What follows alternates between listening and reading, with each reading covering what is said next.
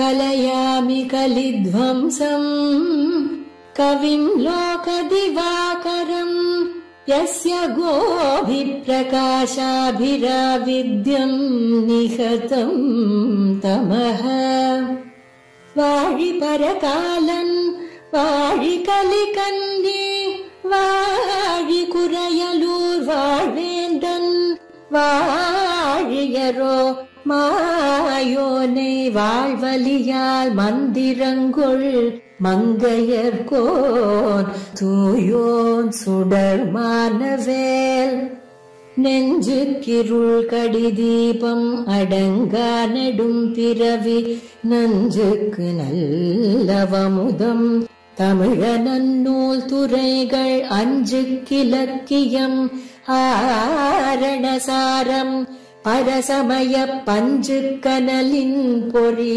பரகாலன் பனுவல்களே எங்கள் கதியே இராமானுசமுனியே சங்கை கெடுத்தாண்ட தவராசா பொங்கு புகழ் மங்கையர்கோனீந்த மறையாயிரமனைத்தும் தங்கு மனம் நீ எனக்கு தா.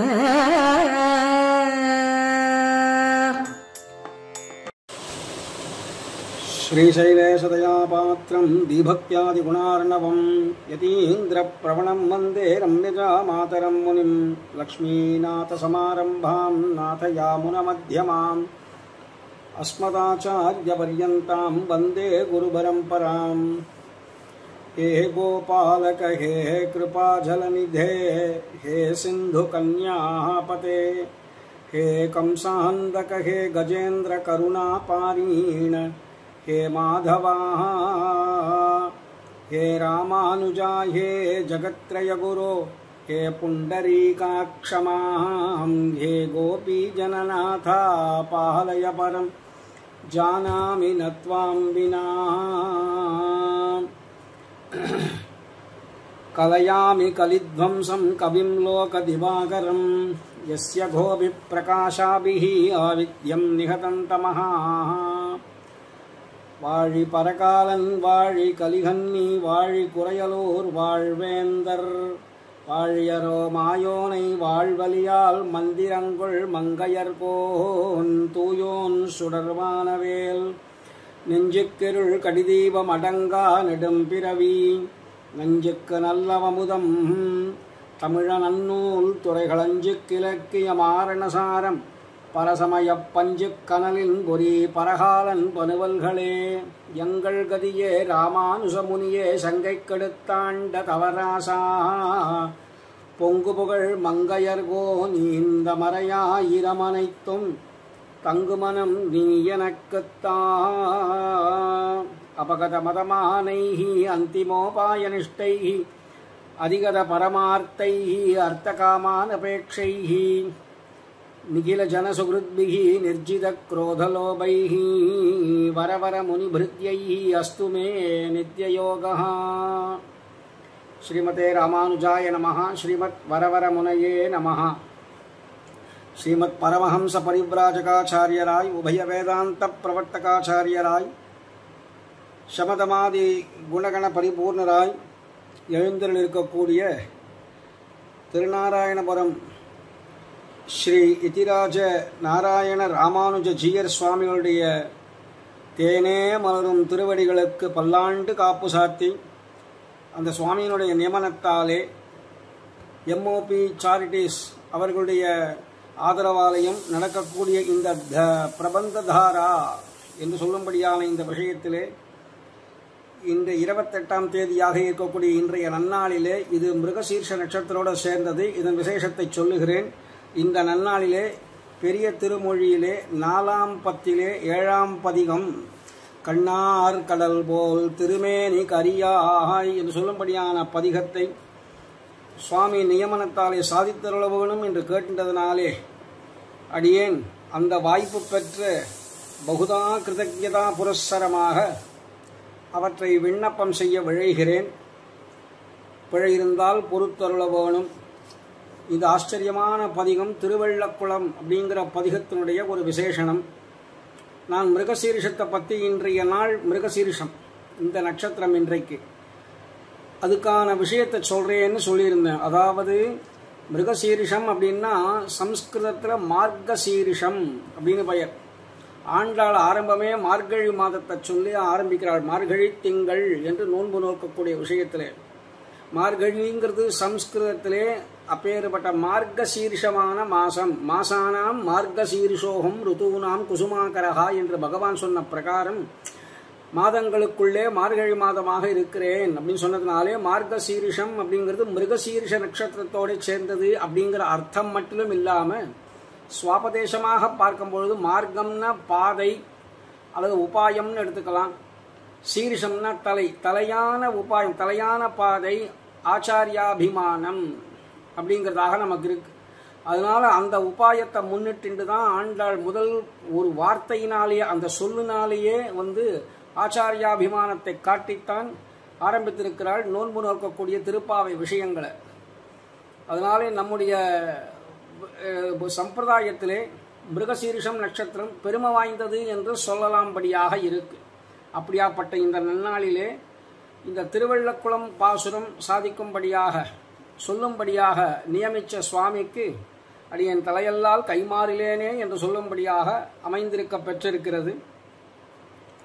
இந்த திருவள்ளக்குளத்துக்கும் திருமங்கை மன்னனுடைய விசேஷத்துக்கும் பெரிய ஒரு அவருக்கே ஒரு அனுபவம் உண்டு. திருமங்கை ஆழ்வாருக்கு அவர் திருவள்ளக்குளம் வந்துதான் பரம வைஷ்ணவராக ஆனார் அப்படிங்கிறது தெரியாது. அவருடைய ஊர் பக்கத்தில் திருக்குறையில் அவதாரம் பண்ணினவராக இருந்தாலும் இவர் கருமை நிறமாக இருந்தாலே நீலன் என்று தன் தகப்பனார் பேர் வைத்ததனாலே மேலும் பலவிதமான ஆயுத ஆபரண விசேஷங்கள்லாம் கற்றுக்கொண்டு ஒரு சிறிய ஊருக்கு ஒரு மன்னனாக இருந்தார், சிற்றரசனாக இருந்தார் என்றெல்லாம் இவருடைய பெருமை முதல்ல சொல்லப்பட்டு திருவள்ளக்குளத்திலே அந்த குளத்திலே நீராடின பல கந்தர்வ ஸ்திரீகள் எல்லாம் ஒருத்தியை விட்டு போயிட குமுதமலர் கொய்ததினாலே ஒரு ஸ்ரீ வைஷ்ணவர் அவளை வளர்த்துன்னு வரும்பொழுது குமுதவல்லி என்ற பெயராக அவருக்கு வைத்து வளர்த்து வரும்பொழுது இவருடைய கேள்விப்பட்டு இந்த வைணவ கிரகத்துக்கு திருமங்க மன்னன் வந்து அந்த இடத்திலே இவள் யாதரிச்சிகமாக வர அவள் மேல் காதல் வயப்பட்டு இவளை எனக்கு கல்யாணம் பண்ணி தர வேணும்னு அந்த வைஷ்ணவர்களை கேட்கும்போது அவர் அங்கீகரிக்க, ஆனால் அந்த குமுதவல்லி என்கிறவள் அப்படி ஒத்துக்கொள்ள முடியாது, தேவரீர் திருவிலச்சினை பெற வேண்டும், பஞ்சசம்ஸ்காரங்கள்லாம் பெற்ற பிறகுதான் அடியேன் அங்கீகரிக்க முடியும்னு சொல்ல உடனே திருநறையூர் எம்பெருமானிடத்திலே சென்று பஞ்சசம்ஸ்காரங்கள்லாம் பெற்று வந்தார். அதோடு மட்டிலும் போறலே நித்தியபடி ஒரு 1008 வைஷ்ணவர்களுக்கு ததியாராதனம் பண்ணி அவர்களுடைய அமுது உன்ற பிரசாதம் போனகம் செய்த சேடம்னு சொல்லும்படியான விஷயத்தெல்லாம் அங்கீகரித்தால் தேவரீர் பரம வைஷ்ணவராக ஆவீர், அப்பொழுது அங்கீகரிப்போம்னு சொல்ல அதையும் செய்து வந்தார். அவருக்கு சிற்றரசனாக இருந்ததினாலே இருக்கக்கூடிய தனங்கள் எல்லாத்தையும் இதற்காக செலவழித்து ஏழை போல ஆயிட்டார். அதன் பிறகு களவு கொண்டு அந்த விஷயத்தை எப்படியாவது செய்ய வேணும், இந்த வைஷ்ணவ ததியாராதனம் விடக்கூடாதுன்னு செஞ்சுன்னு வந்தார். இவருடைய பரமபக்தி மேலோங்கி போயிட, ஏன்னா போனகம் செய்த சேடம் அமுதுண்டு இவருக்கு நன்றாக பரபக்தி பரஜான பரமபக்தி தலைமையேறிட எம்பெருமான் இவரை தடுத்தாட்கொள்ள வேணும் அப்படிங்கிற ஆசையினாலே அவரே திருநறையூர் பெருமானே இவ்விடத்திலே ஒரு கல்யாண கோலத்திலே வரும்பொழுது வழி மறித்து அந்த எம்பெருமானுடைய ஆபரணங்கள் எல்லாத்தையும் எடுத்து ஒரு மூட்டை கட்டி காலிலே கனையாழிங்கிற ஒரு மோதிரம், அந்த மோதிரம் போலே அவர் அணிஞ்சிட்டு இருக்கிறார். அதுக்கு கனையாழி என்று தான் சொல்லுகிறார்கள் சம்பிரதாயத்திலே. அதையும் கழட்ட வேணும் அப்படின்றது தன் வாய் வைத்தார். அதிலே கையால் எடுக்க முடியாதனாலே வாய் வைத்து கடித்து எடுக்கலாம்னு எடுத்தார்.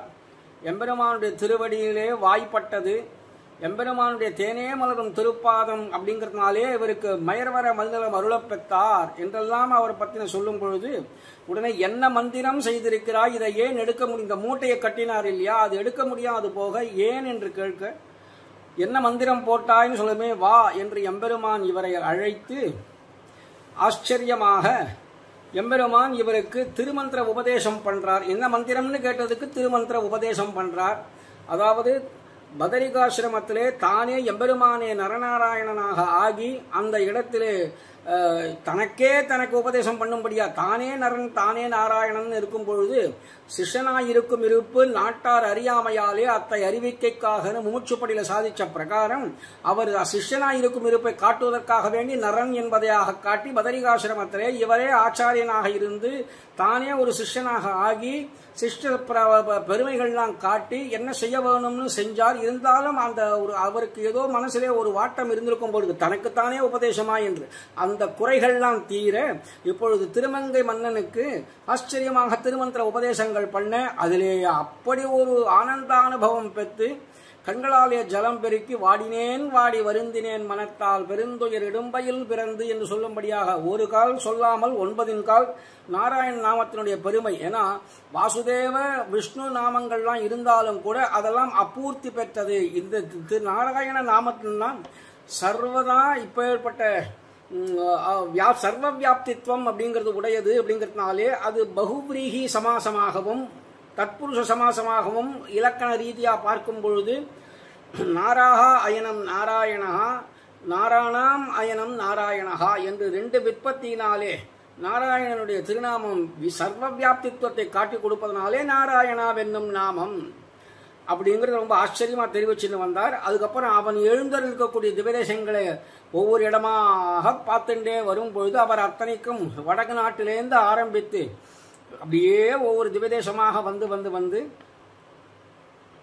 அதன் பிறகு காழி ஸ்ரீராம விண்ணகரத்தையும் பாடிட்டு அதற்கடுத்தபடியாக தன்னுடைய சொந்த ஊராகவே இருக்கக்கூடிய திருவாலி திருநகரி, அதான் திருவாலி அப்படிங்கிறது திருக்குறையில் ஒரு பக்கம் தானே, அங்கேருந்து ஆரம்பித்து ஒவ்வொரு விஷயமாக ஒவ்வொரு திவதேசமாக பாடிட்டு 11 திவதேசத்தை பாடும் பொழுது ஆச்சரியமாக 10வது திவதேசமாக திருவள்ளக்குளத்தை எடுத்துக்கொண்டார்.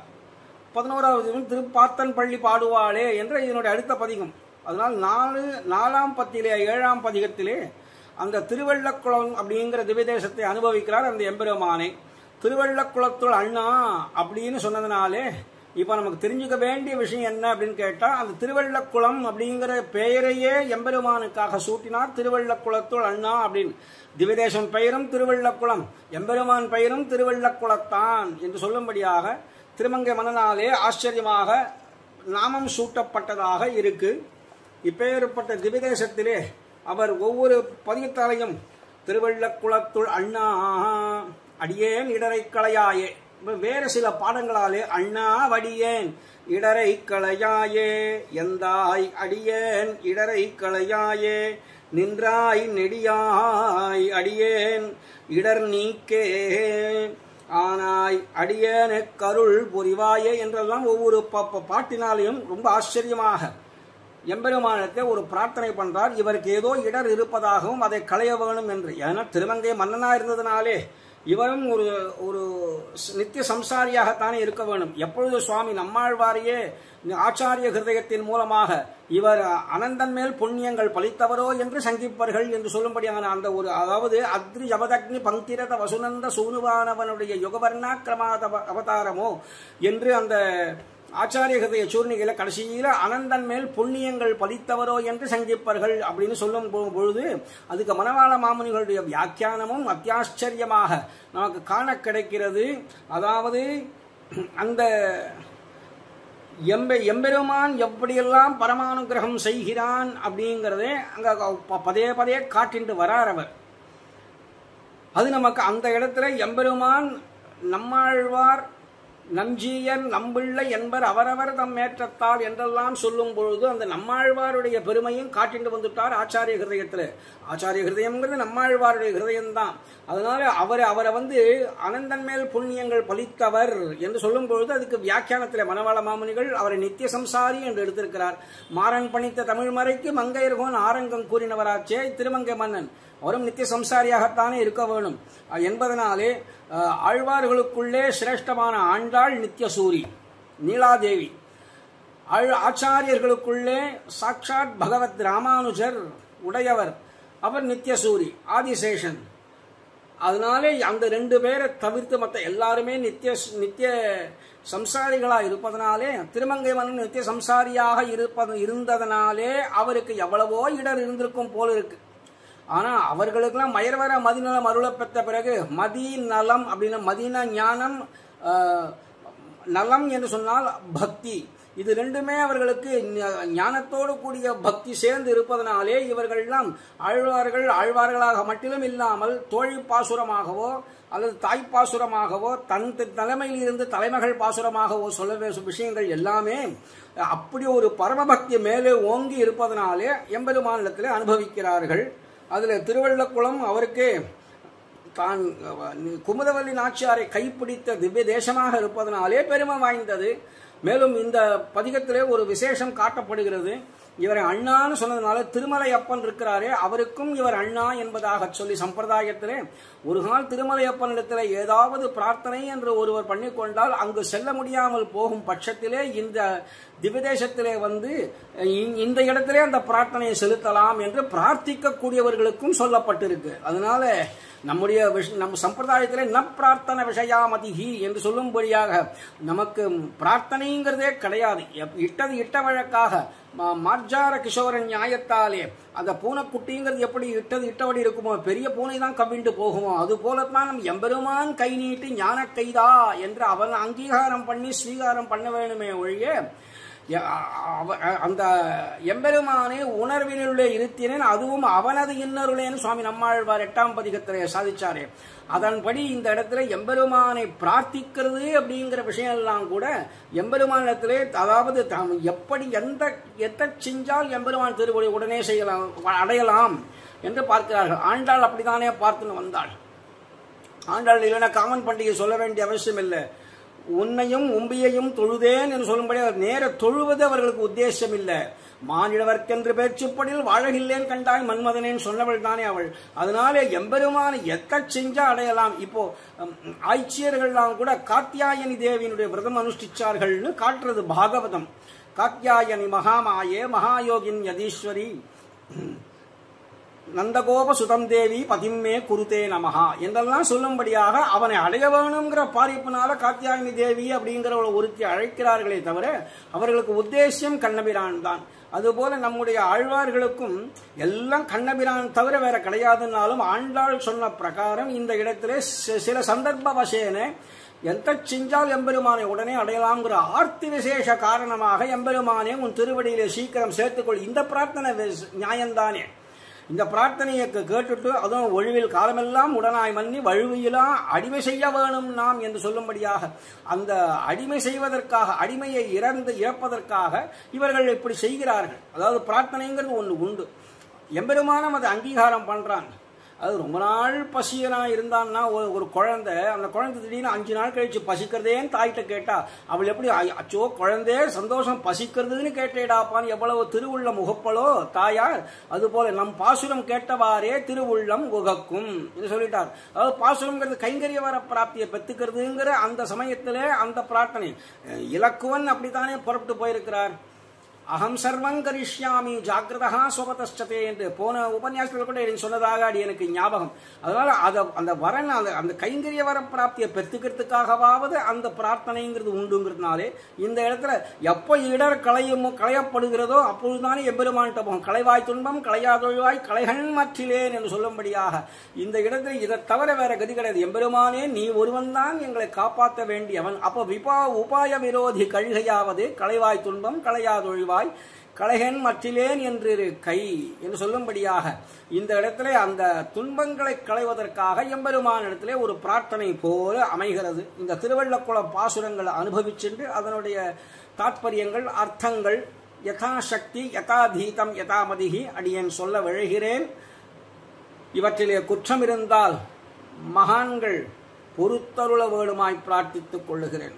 முதல்ல பாசுரத்தை அனுபவிச்சுட்டு வருவோம். உடனே வியாக்கியானத்தையும் பார்த்துட்டு வருவோம். முதல் பாசுரம். கண்ணார் கடல் போல் திருமேனி கரியாய் நன்னார் முனை வென்று கொள்வார் மண்ணு நாங்கூர் தின்னார் மதில் சூழ் திருவள்ளக்குளத்துள் அண்ணா அடியேன் இடரை களையாயே. மறுபடியும் அண்ணா அடியேன் இடரை களையாயே. அதாவது முதல்ல ஆரம்பமே கண்ணார் கடல் போல் திருமேனி கரியாய் அந்த ஆச்சரியமான இடமுடைத்தான அந்த கடல் போலே திருமேனி கருத்திருக்க பெற்றவனேன்னு எம்பெருமான் இருக்கிறார். இங்க கருமை அப்படிங்கிறது எனக்கு சமுத்திரமோ நீல நிறமாச்சு, இவரோ கரிய திருமேனிங்கிறாருன்னா சம்ஸ்கிருதத்திலே நீலம் என்றாலும் கருமைதான். காக்கஹைவ கோகிலஹா அப்படி நீலஹா அப்படின்னு சொல்லும்போது அந்த காக்கை எப்படி கருமையோ அதுபோல கோகிலம் குயிலும் கருமை என்று சொல்ல வேண்டி இருக்க அந்த இடத்துல நீலம்ங்கிற பதத்தை உபயோகப்படுத்துகிறார்கள். நீலம் என்பது கருமைதான். கருமைங்கிறது நமக்கு வேணா கூட அது எம்பெருமான் கரிய திருமேனியா இருக்கிற நீலமேக சியாமலன்னு சொல்லுவார்கள். சியாமலமேனி அப்படின்னு தமிழ்லையும் சொல்றது வழக்கம் உண்டு. அதனால அப்பேற்பட்ட கண்ணார் அப்பேற்பட்ட இடமுடைத்தான பெரிய சமுத்திரம் அது எப்படி இருக்குமோ அதை போல திருமேனி கருத்திருக்க பெற்றவரேன்னு முதல்ல ஆரம்பமே அந்த எம்பெருமான் கடல் எப்படி கம்பீரமா இருக்குமோ அதுபோல எம்பெருமானும் திருவள்ளக்குளத்திலே கம்பீரமாக இருக்கிறார். அது ஆழம் காண முடியாது, சமுத்திரத்தை ஆழம் காண முடியாது. அதுபோல எம்பெருமானுடைய விஷயத்தையும் ஆழம் காண முடியாது, நம்மாலே அவனை கண்டுபிடிக்கவே முடியாது என்னும்படியாக இருக்கக்கூடியவன். அவன் சிந்தனைக்கு இனியாயின்னு சொல்றாரே தவிர சிந்தனைக்கு அப்பாற்பட்டவன். திருவாலியில சிந்தனைக்கு இனியாயின்னு சொல்றார், இவன் சிந்தனைக்கு இனியவன் தான், ஆனாலும் அப்பாற்பட்டவன். அதற்கு மேலே சமுத்திரத்துக்கு உள்ளுக்குள்ளே எவ்வளவோ ரத்தனங்கள்லாம் இருக்கு, அதனால ரத்னாகரம்னு பெயர். அதுபோல எம்பெருமானிடத்துல சகலவிதமான ரத்னங்களும் எல்லா விதமான பாஷ்யாதி விஷயங்களும் நமக்கு அவனிடத்திலேருந்து கிடைக்க பெறுகிறது. அப்படின்னு வரும்பொழுது எம்பெருமானும் ஒரு ரத்னாகரனோ, சமுத்திரத்துக்கு எப்படி அலைகள் உண்டோ எம்பெருமானுக்கு அத்தனை பேருக்கும் அள்ளி கொடுக்கக்கூடிய பக்திங்கிற அலைகள் உண்டு என்றெல்லாம் காட்டப்படுறது. மேலும் எம்பெருமானுக்கு வாசமே திருப்பார்கடல் தானே வாசம். அதனால அந்த திருப்பார்கடல் அப்படிங்கிறது வெண்மை நிறமா கருமை நிறமா இல்லை எம்பெருமானுடைய சாயல் பட்டு அதுவும் கருத்து போய்விட்டதோ என்றெல்லாம் சொல்லும்படியாக அதனால கடலை இங்கே உபமானமாக எடுத்து எம்பெருமானுக்கு காட்டுகிறார். ஏன்னா நமக்கு கண்ணால பார்க்கக்கூடியது கடல் தான். அந்த கடல் போல இருக்கக்கூடிய எம்பெருமான் சொன்னதுனாலே கடல் போலே திருமேனி கருத்திருக்க பெற்றவரை சொல்றேன். அதுக்கப்புறம் சொல்றார், நன்னார் முனை வென்று கொள்வார் மண்ணு நாங்கூர். அப்பேற்பட்ட நன்னார் முனை, அப்பேற்பட்ட சத்ருக்களுடைய முனை அந்த யுத்தத்திலே வென்று கொள்வார், வெற்றி பெறுபவர்களான அந்தணர்கள் இருந்தார்கள். அடையே ஆச்சரியமா இருக்க, அந்தணர்கள் கூட வெற்றி பெறுகிறார்கள் என்று சொல்லும்படியாக மண்ணு நாங்கூர் அப்பேற்பட்ட வாழ்கின்ற திருநாங்கூர் திருப்பதியிலே அப்பேற்பட்ட திண்ணார் மதில் திடமான மதில்களாலே சூழப்பட்டு திருவள்ளக்குளத்துள் அண்ணா திருவுள்ளக்குளம் என்னும் சொல்லும்படியான திருப்பதில் எழுந்திருக்கக்கூடிய திருவள்ளக்குளத்தான் என்று சொல்லும்படியான அந்த எம்பெருமானை நோக்கி அண்ணா அப்பேற்பட்ட அண்ணனே என்று அழைக்கிறார். அதாவது நம்ம சம்பிரதாயத்திலே எம்பெருமான் சொல்லும் பொழுது சர்வவித பந்துன்னு சொல்றோம். சர்வவித பந்துல அண்ணா என்ன அர்த்தம் கேட்டா ஜேஷ்ட பிராதா பிதுசமஹா என்று பிதா துவமேவ மாதாச்ச பிதா துவமேவ பந்துஷ்ச சகா துவமேவன் எல்லாம் சொல்கிறோம் இல்லையா? அதுபோல எம்பெருமானே எல்லாமாகி தாயாகவும் தந்தையாகவும் இருப்பதனாலே இந்த இடத்துல அண்ணான்னு சொன்னா தகப்பன்கிற அர்த்தம் உண்டு. நம்ம சம்பிரதாயத்திலே சாட்சாத் தகப்பனாரு, நம்ம பெத்தெடுத்த தகப்பனாரே அண்ணா அப்படிதான் சொல்ற வழக்கம். எங்க அண்ணா இப்படிதான் சொல்லுவார், எங்க அண்ணா இப்படிதான் சொல்லுவார்னு ஆண்டாள் அடிக்கடி சொல்லிப்பாளாமே. அதுபோல அண்ணான்னா தகப்பன் அர்த்தம், தகப்பனேன்னு அழைக்கிறதாக இங்க எடுத்துக்கலாம். அண்ணா அடியேன் இடரை களையாய், அடியேனுடைய துன்பங்களை எல்லாம் போக்கியருள வேணும், ஒழித்தருள வேணும் என்று கேட்கிறாருங்க. கண்ணார் கடல் போல் அப்படிங்கிறதுக்கு ரெண்டு வகையான அர்த்தங்கள் எடுத்துக்கலாம் அப்படின்னு வியாக்கியானங்கள்ல மகான்கள் காட்டுகிறார்கள். அதாவது கடலை கண்ணால் யார் காண்கிறார்களோ, யார் அந்த கண்ணாலே காண்கிறார்களோ அந்த சமுத்திரத்தை, அவர்களுடைய கண் அங்கு நின்றும் போகாமல் அதிலேயே பொருந்தி இருக்கும்படியான கடல், வைத்த கண் வாங்க முடியாதபடி அழகான கடல் அப்படின்னு. அப்புறம் விசாலமான கடல், கண்ணார கடல் போல அப்பேற்பட்ட விசாலமா இருக்கிறதுனாலே இடமுடைத்தான கடல்னு சொல்றோம் இல்லையா? விசாலமான கடலாக இருப்பதனாலையும் எம்பெருமானுடைய ஹிருதயம் அப்பேற்பட்ட விசால ஹிருதயமாச்சு. விஷால பக்ஷஸ்தலம் என்று எம்பெருமான வர்ணிக்கிறது. பிரசாதா விமுகம் சஸ்வதே பிரசன்ன வதனேக்ஷணம் சுனாசம் சுப்ருவம் சாரு கபோலம் சுரசுந்தரம் என்றெல்லாம் சொல்லும்படியாக விசால ஹிருதயம் படைத்தவனாச்சு எம்பெருமானே. அத்தனை பேருக்கும் பரமானுகிரகம் பண்ணி அத்தனை பேரையும் தன் ஹிருதயத்திலே வைத்துக் கொண்டு அவர்களை ரட்சித்தருள்கிறானே எம்பெருமான், என்னையும் ரட்சித்தருள மாட்டாயா என்று முதல் பாசுரத்தாலேயே ரொம்ப ஆச்சரியமா கேட்கிறார். அதுக்கு அடுத்த பாசுரமாக நொந்தார் துளவமலர் கொண்டணிவானே, நந்தாத பெரும்புகழ் வேதியர் நாங்கூர் செந்தாமரை நீர் திருவள்ளக்குளத்துள் எந்தாய் அடியேன் இடரை களையாயே எந்தாய் அடியேன் இடரை களையாயே. புஷ்கரணிக்கு என்ன திருநாமமோ அதையே திருநாமம் அந்த திவ்யதேசத்துக்கே திருநாமமா இட்டுட்டார். அதனால இந்த திருவள்ளக்குளம் அப்படிங்கிற திவ்யதேசத்திலே இந்த எம்பெருமானை இப்பொழுது எந்தாய்னு அழைக்கிறார். முதல் பாட்டிலே அண்ணான்னு சொன்னதுக்கும் இப்பொழுது எந்தாய் என்னுடைய தகப்பன் போன்றவனே, என் தாய் போன்றவனே, என் அப்பனே, என் சுவாமியே, என் அம்மானே என்றெல்லாம் அழைக்கும்படியாக இந்த பாசுரத்தை அழைத்திருக்கிறார். இந்த முதல் பாட்டிலே நம்ம பார்க்கும் பொழுது எப்பேற்பட்டவர்கள்னா நன்னாறு முனை வென்று கொள்வார் மண்ணு நாங்கூர் அப்படின்னு சொல்லும் பொழுது அந்த யுத்தத்திலே வெற்றி பெறுமவர்களான அந்தணர்கள்னு எடுக்கிறார். அந்தணர்களோ வெற்றி பெறுவார்களான்னு கேட்டா லோகா சமஸ்தா சுகினோ பவந்துன்னு சொன்னாலே வெற்றி கண்டாச்சு.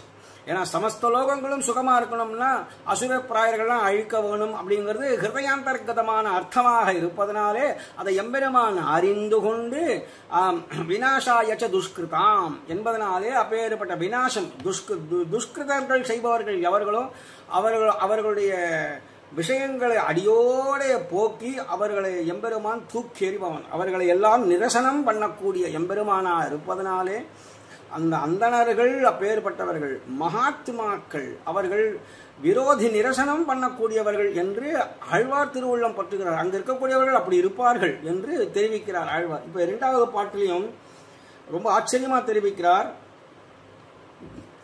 குந்தார் துளவ மலர்கள் கொண்டு அணிவானே மலர் கொண்டு அணிவானே. என்ன மலர் கேட்டா பூங்கொத்துக்கள் நிறைந்திருக்கக்கூடிய திருத்துழாய் மலர்களை, திருத்துழாய் அப்படிங்கிறதையே மலராக ஆக்கி இந்த இடத்துல மேலும் அது மத்தியிலே பூ தொடுக்கிறது போல துளசியை துளப மாலையை தொடுக்கும் பொழுதே அதன் மத்தியிலே சில புஷ்பங்களையும் சேர்த்து தொடுப்பார்கள். அதனாலே பூங்கொத்துக்கள்லாம் நிறைந்திருக்க கொந்தார் அப்படியே கொந்து இருக்கக்கூடிய கொத்து கொத்தா இருக்குன்னு சொல்றோம் இல்லையா, அதே போல கொந்தார் பூக்கொத்துக்கள் நிறைந்திருக்கக்கூடிய அந்த திருத்துழாய் மலர்களை அணியானே அப்பேற்பட்ட அணிந்து கொண்டிருக்கும் அவனே நந்தாத பெரும்புகழ் வேதியர் அப்படிங்கிறார். ஒரு நாளும் குறையாத பெரும்புகழை உடையவர்களாம் அங்க இருக்கக்கூடியவர்கள். அதனால பெரும்புகழை உடையவரான வைதிகர்கள் வாழ்கின்ற திருநாங்கூர் திருப்பதியிலே எம்பெருமான் எழுந்தருளுக்கிறான். செந்தாமரை நீர் திருவள்ளக்குளத்துள் எந்தாய். செந்தாமரை பூக்களை உடைய அப்பேற்பட்ட நீர்நிலைகளை உடைத்தான திருவள்ளக்குளத்தில் எழுந்தருளிக்கக்கூடிய, திருவள்ளக்குளம்ங்கிறது அந்த குளமா இருந்தாலும் திவ்யதேசத்தின் பெயரையே திருவள்ளக்குளம்னு என்று ஆனதுனாலே அந்த திருவள்ளக்குளத்தில் எழுந்திருக்கக்கூடிய எம்பெருமானே எந்தாய் என் சுவாமியானவனே, சுவாமி யஜமானஹா. அதாவது எல்லாவற்றையும் நாம் சொம்மன் என்று இருந்தால் எம்பெருமான் சுவாமி என்று இருந்து அதாவது உடையவன், நாம் உடைமை, அவன்தான் உடையவன்.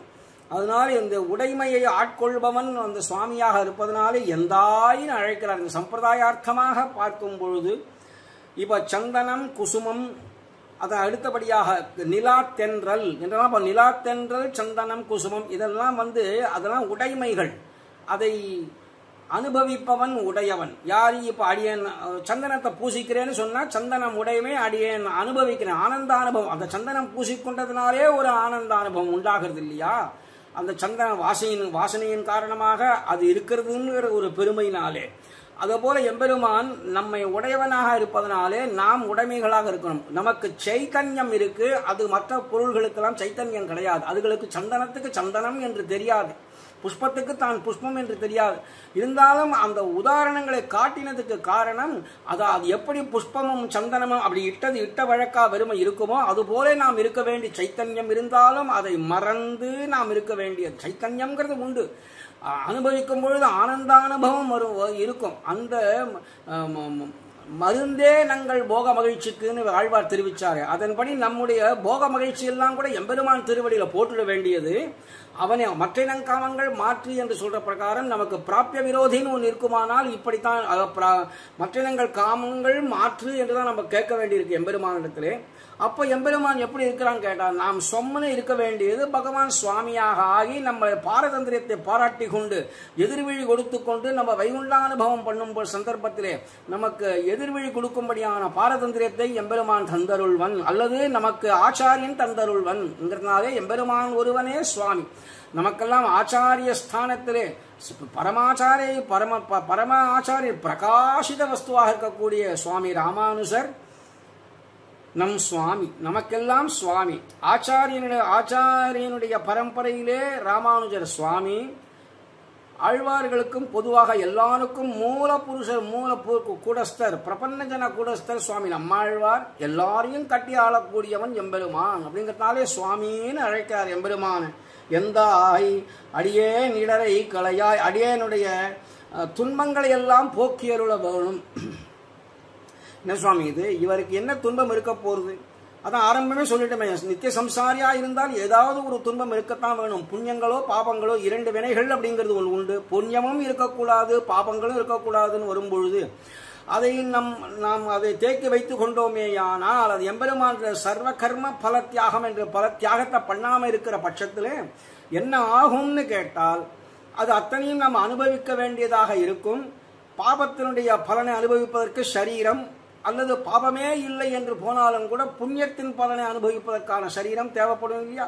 அதனால அது எல்லாம் எனக்கு ஒண்ணுமில்லை, அகிஞ்சனஹா அனன்யகதிஹி சரண்யா என்று சொல்லும்படியாக எல்லாம் எம்பெருமானத்தில் கொண்டு போய் போட்டோம்னா சரண்யனா இருக்கக்கூடிய எம்பெருமான் நம்முடைய சரணாகதிகளை ஏற்றுக்கொண்டு நம்மை அங்கீகரித்தருள்வனே, இரண்டு பாபங்களையும் பாபம் புண்ணியம் என்று சொல்லக்கூடிய இரு வினைகளையும் கடிந்தருள்வானே என்று எம்பெருமானுடைய பெருமை. அதைத்தான் இந்த இடத்துல அடியேன் இடரை களையாய் என்று அத்தனையும் ஒழித்தருள வேணும் என்று இரண்டாவது பாசுரத்தாலையும் ரொம்ப ஆச்சரியமா தெரிவிக்கிறார்.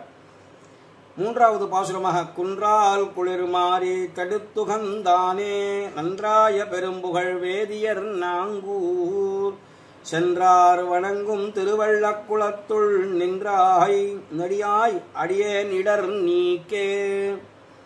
நின்றாய் நெடியாய் அடியேன் இடர் நீக்கே. பாசுரங்களை இப்படி பிரித்து அர்த்தம் கொள்ளுவார்கள். குளிர்மாறி குன்றால் தடுத்து உகந்தானே, திருவாய்ப்பாடியில் எழுந்தொழிக்கும் பொழுது இந்திரன் அவனுக்கு கோபம் உண்டானதாலே, ஏன்னா இந்திரன் அவனுடைய விழா இந்திர விழா அப்படின்னு பெயர் இல்லையா, அதை எம்பெருமான் தடுத்ததனாலே எதற்காக இந்திரனுக்கு விழா எடுக்க வேண்டும் என்று இந்திரன் விழாவை தடுத்து கோவர்தன மலைக்கு அன்னக்கூடோத்சவம் என்று சொல்லும்படியாக சகல பதார்த்தங்களையும் கொண்டு அங்கு படைக்கும்படியாக எம்பெருமான் எல்லாரிடத்திலும் சொல்ல, அங்கு உள்ளவர்கள் அனைவரும் அப்படியே கொண்டு படைக்க இந்திரனுக்கு கோபம் உண்டாகி எனக்கு எடுக்க வேண்டிய விழாவை தடுத்தானே என்று சொல்லி பிருந்தாவனமே அழியட்டும், இந்த திருவாய்ப்பாடியே அழிந்து போகட்டும் என்று நினைத்து பெரிய கல்மாரிகள் அப்படி பெரிய பெரிய மேகங்களை அனுப்பிச்சு வச்சான். அந்த மேகங்கள் பெரிய கல்லுகள் ஸ்தூலா என்று சொல்லும்படியாக பாறையாகவும் பெரிய பெரிய தூண்களாகவும் மழையா பொழிஞ்சான். நம்ம மேல பட்டா என்ன ஆகும்? அப்படி ஒரு மழை பொழிய எல்லா ஆய்ச்சியர்களும் ஆயர் சிறுவர்களும் அங்க மாடுகள் கன்றுகள் உள்பட எல்லாம் எம்பெருமானத்தில் வந்து சரணாகதி பண்ண அப்பொழுது எம்பெருமான் அந்த சந்தர்ப்பத்திலேயும் ஒரு ஆச்சரியமான ஒரு சரம ஸ்லோகத்தை சொல்லியிருக்கிறான்னு ஏஷகா சப்தகாயனோ பாலகா என்று சொல்லும்படியாக 7 வயசு பாலகனா இருக்கும் பொழுதே அங்க ஒரு சரம ஸ்லோகத்தை சொல்லியிருக்கிறான். இது பல பேருக்கு தெரியல. இது அதாவது தஸ்மான் மச்சரணம் கோஷ்டம் மன்னாதம் மத் பரிகிரகம் கோபாயே சுவாத்மயோகன ஏஷமே விரத ஆகிதா. அங்க ஒரு விரதத்தை சொல்றான் எம்பெருமான். சக்கரவர்த்தி திருமண அவதாரம் பண்ணும் பொழுது அங்க ஒரு விரதத்தை சொன்னார் இல்லையா, அதாவது அகந்த்வா சர்வ பாபேபியா மோட்சயிஷ்யாமி மாசுச்சகான்னு கிருஷ்ணாவதாரத்தை சொன்ன எம்பெருமான் தானே சக்கரவர்த்தி திருமகனா இருக்கும் பொழுது அந்த சகிருதேவ பிரபன்னாய தபாஸ்மீதி யாச்சதே அபயம் சர்வபூதேபியா ததாமி ஏதத் விரதம். கிருஷ்ணாவதாரத்தை சொன்னதுக்கு இது ஒரு விசேஷமாக அமைகிறது. ராமாவதாரத்திலே 3 சரம ஸ்லோகம், கிருஷ்ணாவதாரத்திலே 3 சரம ஸ்லோகம் இருக்கு. அதுல இந்த சரம ஸ்லோகம் இப்பொழுது கோபாயே ஸ்வாத்மயோகேன ஏஷமே விரதாஹிதகான்னு ஸ்வாத்மயோகத்தை கொண்டு எம்பெருமான் பகவான் என்பதாக காட்டி ஒரு கையினாலே ஒன்று கொடையா எடுத்தாய் குணம் என்று சொல்லும்படியாக அந்த குணத்தை காட்டினான் எம்பெருமான். எல்லாரும் குன்று கொடையா எடுத்தாய் குணம் போட்டு கோவர்தன மலையை பற்றி சொல்லுவார்களை தவிர அது என்ன குணம்னு யாரும் சொல்றது இல்லை, ஷீல குணம் அப்படின்னு. இந்திரன் விழவை தடுத்துட்டதுனாலே இந்திரன் ரொம்ப கோபப்பட்டான்னு சொல்லி கடைசியை தோத்து போய் எம்பெருமானத்தில் வரும்பொழுது அவனுடைய மதபித்து அப்படிங்கிறார். அவனுடைய மதத்தை போக்கினான், மதம் பிடிச்சு வந்தான் இல்லையா, அவன் மதத்தை போக்கினான் என்று. அந்தரங்கமா அர்த்தம் பார்க்கும்போது பெரியவாச்சான் ரொம்ப ஆச்சரியமா இங்க வியாக்கியானம் பண்ணியிருக்கிறார். அதாவது ஒரு தாயாருக்கு 2 குழந்தை அப்படின்னு இருக்கும்பொழுது ஒரே வருஷத்துல 2 குழந்தை பிறக்குது. ஜனவரி மாசம் 1 நமக்கு புரியும்படியா சொல்றேன். மறுபடியும் அடுத்த ஜனவரிக்குள்ளேயே இன்னொரு குழந்தை பிறந்தா அவள் எப்பொழுது கர்ப்பிணி ஆகிறார்களோ பால் நின்று போயிடும். அப்ப முதல் பிறந்த குழந்தை சவல குழந்தையா போயிடும். 2வது குழந்தை பிறந்த உடனே அதுக்கு தான் தாயார் பால் கொடுப்பாள். அப்பொழுது அந்த முதல் குழந்தைக்கு பால் கொடுக்காததுனாலே அந்த குழந்தையும் தாயார்கிட்ட வந்து முதுகுல பிராண்டி சிராண்டி அடிச்சு எனக்கும் பால் கொடுன்னு கெஞ்சும். அந்த குழந்தை சவல குழந்தைன்னு தாயாருக்கு தெரியும். அது ஒன்றும் பண்ண முடியாம முதுக காட்டிக்கொண்டு கண்ணால ஜலம் பெருக்கிட்டு அப்படியே இருப்பளவள். அத போல எம்பெருமான் இப்பொழுது சவல குழந்தையா போயிட்ட இந்திரனை சம்ஹாரமே பண்ணிவிடாம அவனுக்கு சிக்ஷை மட்டிலும் பண்ணினார். அப்போ கை குழந்தைங்கிறது கோவர்தன மலையாக ஆக்கி அந்த குழந்தைக்கு எல்லா அமுது பிரசாதங்கள்லாம் அன்னக்கூட தீபாவளிக்கு அப்புறம் வரும் இல்லையா, அந்த அன்னக்கூடோத்சவம் அப்படிங்கிறதாக அந்த எம்பெருமான் அதற்காக செய்து இந்திரனுடைய விழவை தடுத்துட்டதுனாலே இப்பொழுது இந்திரன் சவல குழந்தையா போனதுனாலே இப்படி ஒரு கஷ்டங்கள் கொடுக்கும்படியாக செஞ்சு கடைசியில் அவனே தோத்து போய் எம்பெருமான் திருவடியில வந்து விழ கடைசியில அவன் கோவிந்த பட்டாபிஷேகம் என்று பசுமாட்டு நிலத்திலிருந்து பாலை கறந்து அதுக்கு ஆச்சரியமா எம்பெருமானுக்கு திருவபிஷேகம் செய்தான் என்று பாகவத வர்ணனை விஷ்ணு புராணத்துல ஆச்சரியமான வர்ணனைகள்லாம் இருக்கு. அப்படிங்கிறது வரும்பொழுது இந்த இடத்துல எம்பெருமானே தானாக குளிர்மாறி காத்தவன் அப்படிங்கறத இங்க காட்டுறாரு. எப்படின்னா அப்படி சர்வ சம்ரக்ஷணம் பண்ணக்கூடிய நீ என்னையும் காப்பாத்த வர வேணும் அப்படிங்கறது அந்த அந்தரங்க அர்த்தத்தோடு உன்னுடைய குணம் சௌசீல்ய குணமாச்சே புறையற கலத்தல் அப்படின்னு மந்தோ மகதை சக நீரந்திரேன சம்ஸ்லேஷா ஷீலஹா. அதாவது புறையற கலத்தல்னு இவன் மந்தமதின்னு பார்க்க மாட்டான், மகத்துக்கள்னு பார்க்க மாட்டான், எல்லாரையும் அரவணைத்துக் கொண்டு இப்படி குகப்பெருமான் வந்தாலும் அரவணைத்துக் கொள்ளுவான், இப்படியாக வசிஷ்டாதிகள் வந்தாலும் அரவணைத்துக் கொள்ளுவான் என்று எம்பெருமானுடைய பெருமை. சர்வேஷாம் ஹி சதர்மாத்மா வர்ணானாம் குருதேதயாம் அப்படின்னு சொல்லும்படியாக எல்லாரையும் அரவணைத்து போகக்கூடியவன். இவனுக்கு சமூகம் சர்வபூதேஷு என்று இருக்கக்கூடிய எம்பெருமான். அப்பேற்பட்ட எம்பெருமானுடைய விஷயங்கள் நான் தெரிந்தவராக இருப்பதனாலே இப்பொழுது திருமங்க மன்னன் ரொம்ப ஆச்சரியமா தெரிவிக்கிறார்.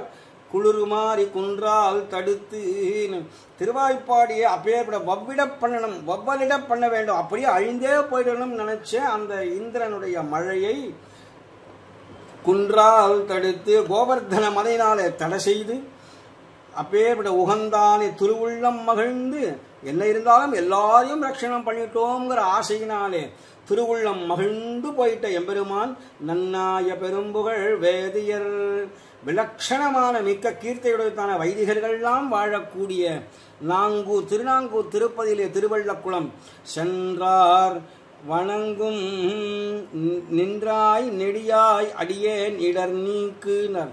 அப்பேற்பட்ட திருநாங்கூரிலே வருவார் போவார் எல்லாரும் வணங்கப் பெற்ற அந்த திருவள்ள குளத்திலே நின்றாய் நின்றருள்கின்ற நெடியானே, அப்பேற்பட்ட சர்வேஸ்வரனை நெடியான்.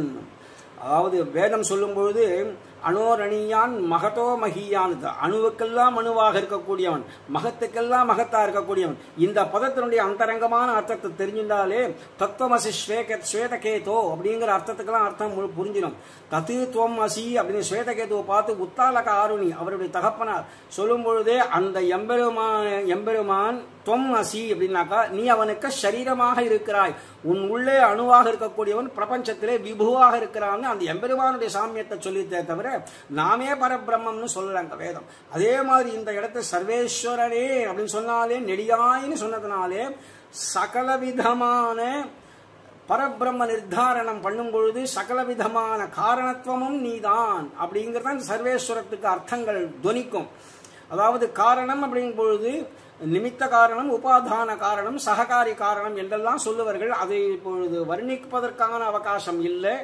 இருந்தாலும் இப்பேற்பட்ட ஆச்சரியமான சர்வேஸ்வரன் சகல காரண பூதனே பரபிரம்ம பூதனே சர்வேஸ்வரனே என்றெல்லாம் நெடியாய்கிற அர்த்தத்தை சொல்ல அடியேன் இடர் நீக்கு, அடியேனுடைய என்னென்ன துன்பங்கள் உண்டோ அது அத்தனையும் போக்கியருள வேணும் என்று இவரிடத்தில் கேட்கிறாரு.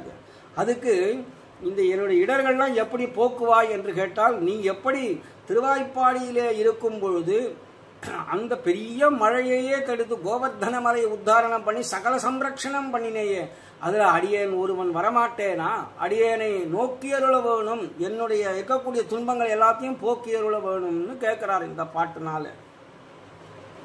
காணார் கரி கொம்பது ஒசித்த களிரே நானா வகை நல்லவர் மன்னிய நாங்கூர் தேனார் பொழில் சூழ் திருவள்ளக் குளத்துளானாய் அடியேனுக்கு அருள் புரியாயே ஆனாய் அடியேனுக்கு அருள் புரியாயே. அதாவது காணார், கானகம், வனம், கானனம், ககனம், அடவி, விபினம் இதெல்லாம் பர்யாய சப்தங்கள், சினானிம்ஸ். அதாவது வனம்னு சொன்னா அதுக்கு கானனம் சொல்லலாம், ககனம்னு சொல்லலாம், அரண்யம்னு சொல்லலாம், அடவி, விபினம் என்றெல்லாம் சொல்லலாம் இல்லையா. இங்க காணார் அப்படிங்கிறதுனாலே கான் ஆர், அந்த காட்டிலே பெருசா இருக்கக்கூடிய யானை, வசிக்கக்கூடிய யானையானது அது கம்சனிடத்திலே இருந்து அங்க பாகனாலே நன்றாக வளர்க்கப்பட்டு அதுக்கு மதம் ஏறும்படியாக பண்ணி அது கண்ணபிரான் வந்தால் அவனை சம்ஹரிக்க வேணும் அப்படின்னு அவன் கம்சனாலே ஏவப்பட்ட விஷயம் இது. அதுவும் அக்ரூரரை அனுப்பித்து தனுர்யாகம்னு ஒன்று பண்ண போறேன்னு சொல்லி அவன் மதுராவுக்கு அழைத்து கொண்டு வர வேணும் கண்ணபிரானை என்று சொல்ல, இவர் விஷயம் தெரிந்திருந்தாலும் அக்ரூரருக்கு என்ன விஷயம் அப்படின்னு கேட்டா, இந்த க்ஷணம் எம்பெருமான பாத்துர மாட்டோமான பல நாளாக இருந்த அந்த அவா இப்பொழுது கிடைக்கப் பெறுகிறதே என்ற சந்தோஷத்தாலே ஒரு மூலையில உட்கார்ந்து கொண்டு சற்று நேரம் அழுது விட்டு, அதாவது ஆனந்தாஸ்ரூவை பெருக்கிட்டு பிறகு அங்கேருந்து புறப்படுறார் அப்படிங்கிறார். அடுத்த நாள் உதயத்திலேயே புறப்படும் பொழுது நான் கண்ணால காண்பேனா, அந்த கண்ணால கதாகம் என்று சொல்லும்படியாக எந்த க்ஷணம் எனக்கு அந்த எம்பெருமானுடைய தரிசனம் கிடைக்குமோ என்றெல்லாம் அழுது கொண்டே போனாரு.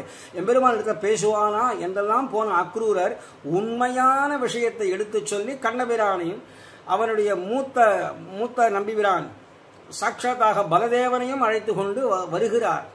அந்த இடத்துல முதல்ல வரும்பொழுதே ஒரு குவலையா பீட்டம்ங்கிற யானையை கொண்டு வச்சுட்டான் அந்த கம்சன். ஒரு கால இந்த யானையாலே சம்ஹாரம் ஆயிட்டான். அது ஆகலேன்னா அதுக்கப்புறம் தனுர்யாகம் அதிலேயும் மேல் கொண்டு வந்தானேயானால் அங்க இருக்கக்கூடிய மல்லர்களை வைத்து அழிக்க வேண்டியது. அதன் பிறகுதான் கடைசியில கம்சனை பார்க்கணும் என்பதாக அவன் ஒரு ஏற்பாடு செய்திருந்தான். அந்த ஏற்பாட்டில் முதலிலேயே இருக்கக்கூடிய யானை அதை சொல்றார். இந்த இடத்துல முதல்ல திருவாய்ப்பாடியில் இருக்கும் பொழுது மழை தடுத்து நிறுத்தினான்.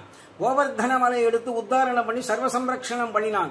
இப்ப மதுரா ஜில்லாவுக்கு 12 வயசுக்கு பிறகு வரக்கூடிய சந்தர்ப்பத்திலே முதல்ல ஆரம்பமே தான் அப்பேற்பட்டவன், எல்லாவற்றிற்கும் மேன்மை வாய்ந்தவன் எம்பெருமான் இவ்விடத்திலே நிரூபணம் பண்ணுகிறார். அதுக்கு காணார் கரி கொம்புது, கரின்ற இடத்துல யானைன்னு அர்த்தத்துல, யானைன்னு இங்க குவலையா பீட்டம் அப்படிங்கிற யானைய பேர்பட்ட கொம்பது ஒசித்த களிரே, இவரையே களிரின்னு கூப்பிடுறார்.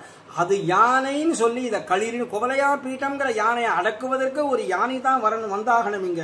அதனால யானை போல செருக்குற்ற எம்பெருமானே, அதுக்கு செருக்கு இருந்தா அது ஒண்ணுமே இல்லை. யானையை கொண்டே சம்ஹாரம் பண்ணுமா போலே யானைக்கு, அதாவது மானை பிடிக்கணுமானா கூட மானை காட்டி யானை பிடிக்க வேண்டும், யானையை காட்டி யானையை பிடிக்கணும், பெண் யானையை காட்டி ஆண் யானையை பிடிப்பது. இவனோ அப்பேற்பட்ட யானை களிறு என்று சொல்லும்படியாக ஆண் யானை, அதிலையும் செருக்குற்ற எம்பெருமான், செருக்குற்ற அந்த களிராக இருக்கக்கூடியவன் அப்படிங்கிறதுனாலே காட்டிலே வளர்ந்து கொழுப்படைஞ்சு போயிருந்த அந்த குவலையா பீட்டங்கிற யானைய அதனுடைய தந்தங்களை வெறும பாதியில உடைச்சுடாம, ஏற்கனவே உபன்யாசங்கள்ல சொல்லி இருக்கிறோம், பாதியில கொம்பு உடைச்சா அது உபயோகப்படாதுங்கிறதுனாலே மூலாத் உன்மூல்ய தன்மூலக வகித மகா மௌக்திகான் ஆத்மமித்திரேன்னு சொல்லும்படியாக உள்ள மூல தந்தம் எங்க ஆரம்பிக்கிறதோ அந்த இடத்துல போய் அதை 2 கையாலும் இப்படி அப்படியே சுருட்டி இழுத்து எடுத்துட்டான் எம்பெருமான். அதுதான் கொம்பொசித்தான்றார் இங்க. அப்பேற்பட்ட முறித்து ஒழிந்த அப்பேற்பட்ட களிரே யானை போல் செருக்குற்ற எம்பெருமானே, நானா வகை நல்லவர் மன்னிய நாங்கூர். நானா வகைனா குலம், கல்வி, தனம் போன்ற எல்லா விஷயத்தாலையும் பெருமை வாய்ந்தவர்கள், பல வகைகளினால் நன்மை பெற்றவர்கள். இதனாலே செருக்குற்றவர்கள் இல்லை, அந்தணர்கள்னா அப்படி ஒரு பெருமை வாய்ந்தவர்கள். அவர்கள் எப்பொழுதுமே அடிமை, எம்பெருமானுக்கு அடிமை தொழில் செய்யக்கூடியவர்கள், கைங்கரிய சேவப்பரர்கள். அவர்களுக்கு ஒரு காலம் இந்த தனமதம், வித்யா மதம், அபிஜனோ மதம் சொல்லும்படியாக 3 விதமான மதங்கள் இல்லாமல் இதெல்லாம் இருந்தாலும் கூட அப்படி ரொம்ப வினயத்தோடு இருக்கக்கூடிய பிராமணோத்தமர்கள்லாம் வாழ்ந்த திருநாங்கூர், திருவெள்ளக்குளம் திருநாங்கூர் பதியிலே இப்படி இருக்கக்கூடிய எம்பெருமானே, இவர்களாலே சூழப்பட்ட எம்பெருமானே சொல்லும்படியாக நன்மை பெற்றவர்கள் மன்னிய நான் பொருந்தி வாழக்கூடிய அந்த பிராமணோத்தமர்கள் இருக்கக்கூடிய திருநாங்கூர்ல தேனார் பொழில் சூழ் திருவெள்ளக்குளத்துள் ஆனாய், மறுபடியும் ஆனாய்ன்னு எடுக்கிறார் எம்பெருமான. தேன் நிறைந்த சோலைகளால் சூழப்பட்ட திருவள்ளக்குளத்திலே எழுந்திருக்கக்கூடிய எம்பெருமானே, ஆனை போன்றவனே, களிறுன்னார் யானேன்னார். இப்ப 2 நாளையும் என்னன்னு கேட்டா, அப்பேற்பட்ட கஜேந்திராழ்வான் எப்படி எம்பெருமானத்தை சரணாகதி பண்ணினானோ அந்த அந்த கஜேந்திராழ்வான் எப்பேற்பட்ட யானை, அந்த யானைக்கெல்லாம் யானையா இருந்தா தானே எம்பெருமான் வந்து சர்வ சம்ரட்சணம் பண்ண முடியும். அதனாலே அவனை களிறுன்றார், யானை என்று சொல்லுகிறார். அதனால அடியேனுக்கு அருள் புரிய, இப்போ 3 பாசுரங்களாலே அவர் வந்து அடியேனுடைய இடர் நீக்கே, அடியேன் இடரை களையாயன்னு சொன்னவர் இப்பொழுது அருள் புரியாய். கம்சன சம்ஹாரம் பண்ண பிறகு தாயார் தந்தையார வெளியில விடுவித்தாள் இல்லையா, தந்த காலில் விலங்கரன்னு சொல்லும்படியாக அந்த விலங்கெல்லாம் இருந்தது, அதையெல்லாம் போக்கும்படியாக, அதாவது சம்சார பந்தமே நீங்கும்படியாக அவர்களை விடுவித்தானே தாயார் தந்தையார, தேவகியாரையும் வசுதேவனையும். அதுபோல இந்த இடத்துல எம்பெருமான் எல்லாரையும் காப்பாற்றக்கூடும், எனக்கும் அருள் புரிய வேண்டும் அப்படிங்கிறாருங்க. கிருபை பண்ண வேண்டும். ரக்ஷணம் அதிலே கிருபை இருந்தா தானே பரமானுகிரகம் கிடைக்கும். அதனால இந்த இடத்துல சொல்றாருங்க, அடியேன் போல்வாருக்கு அருள் செய்யக்கூடாதா?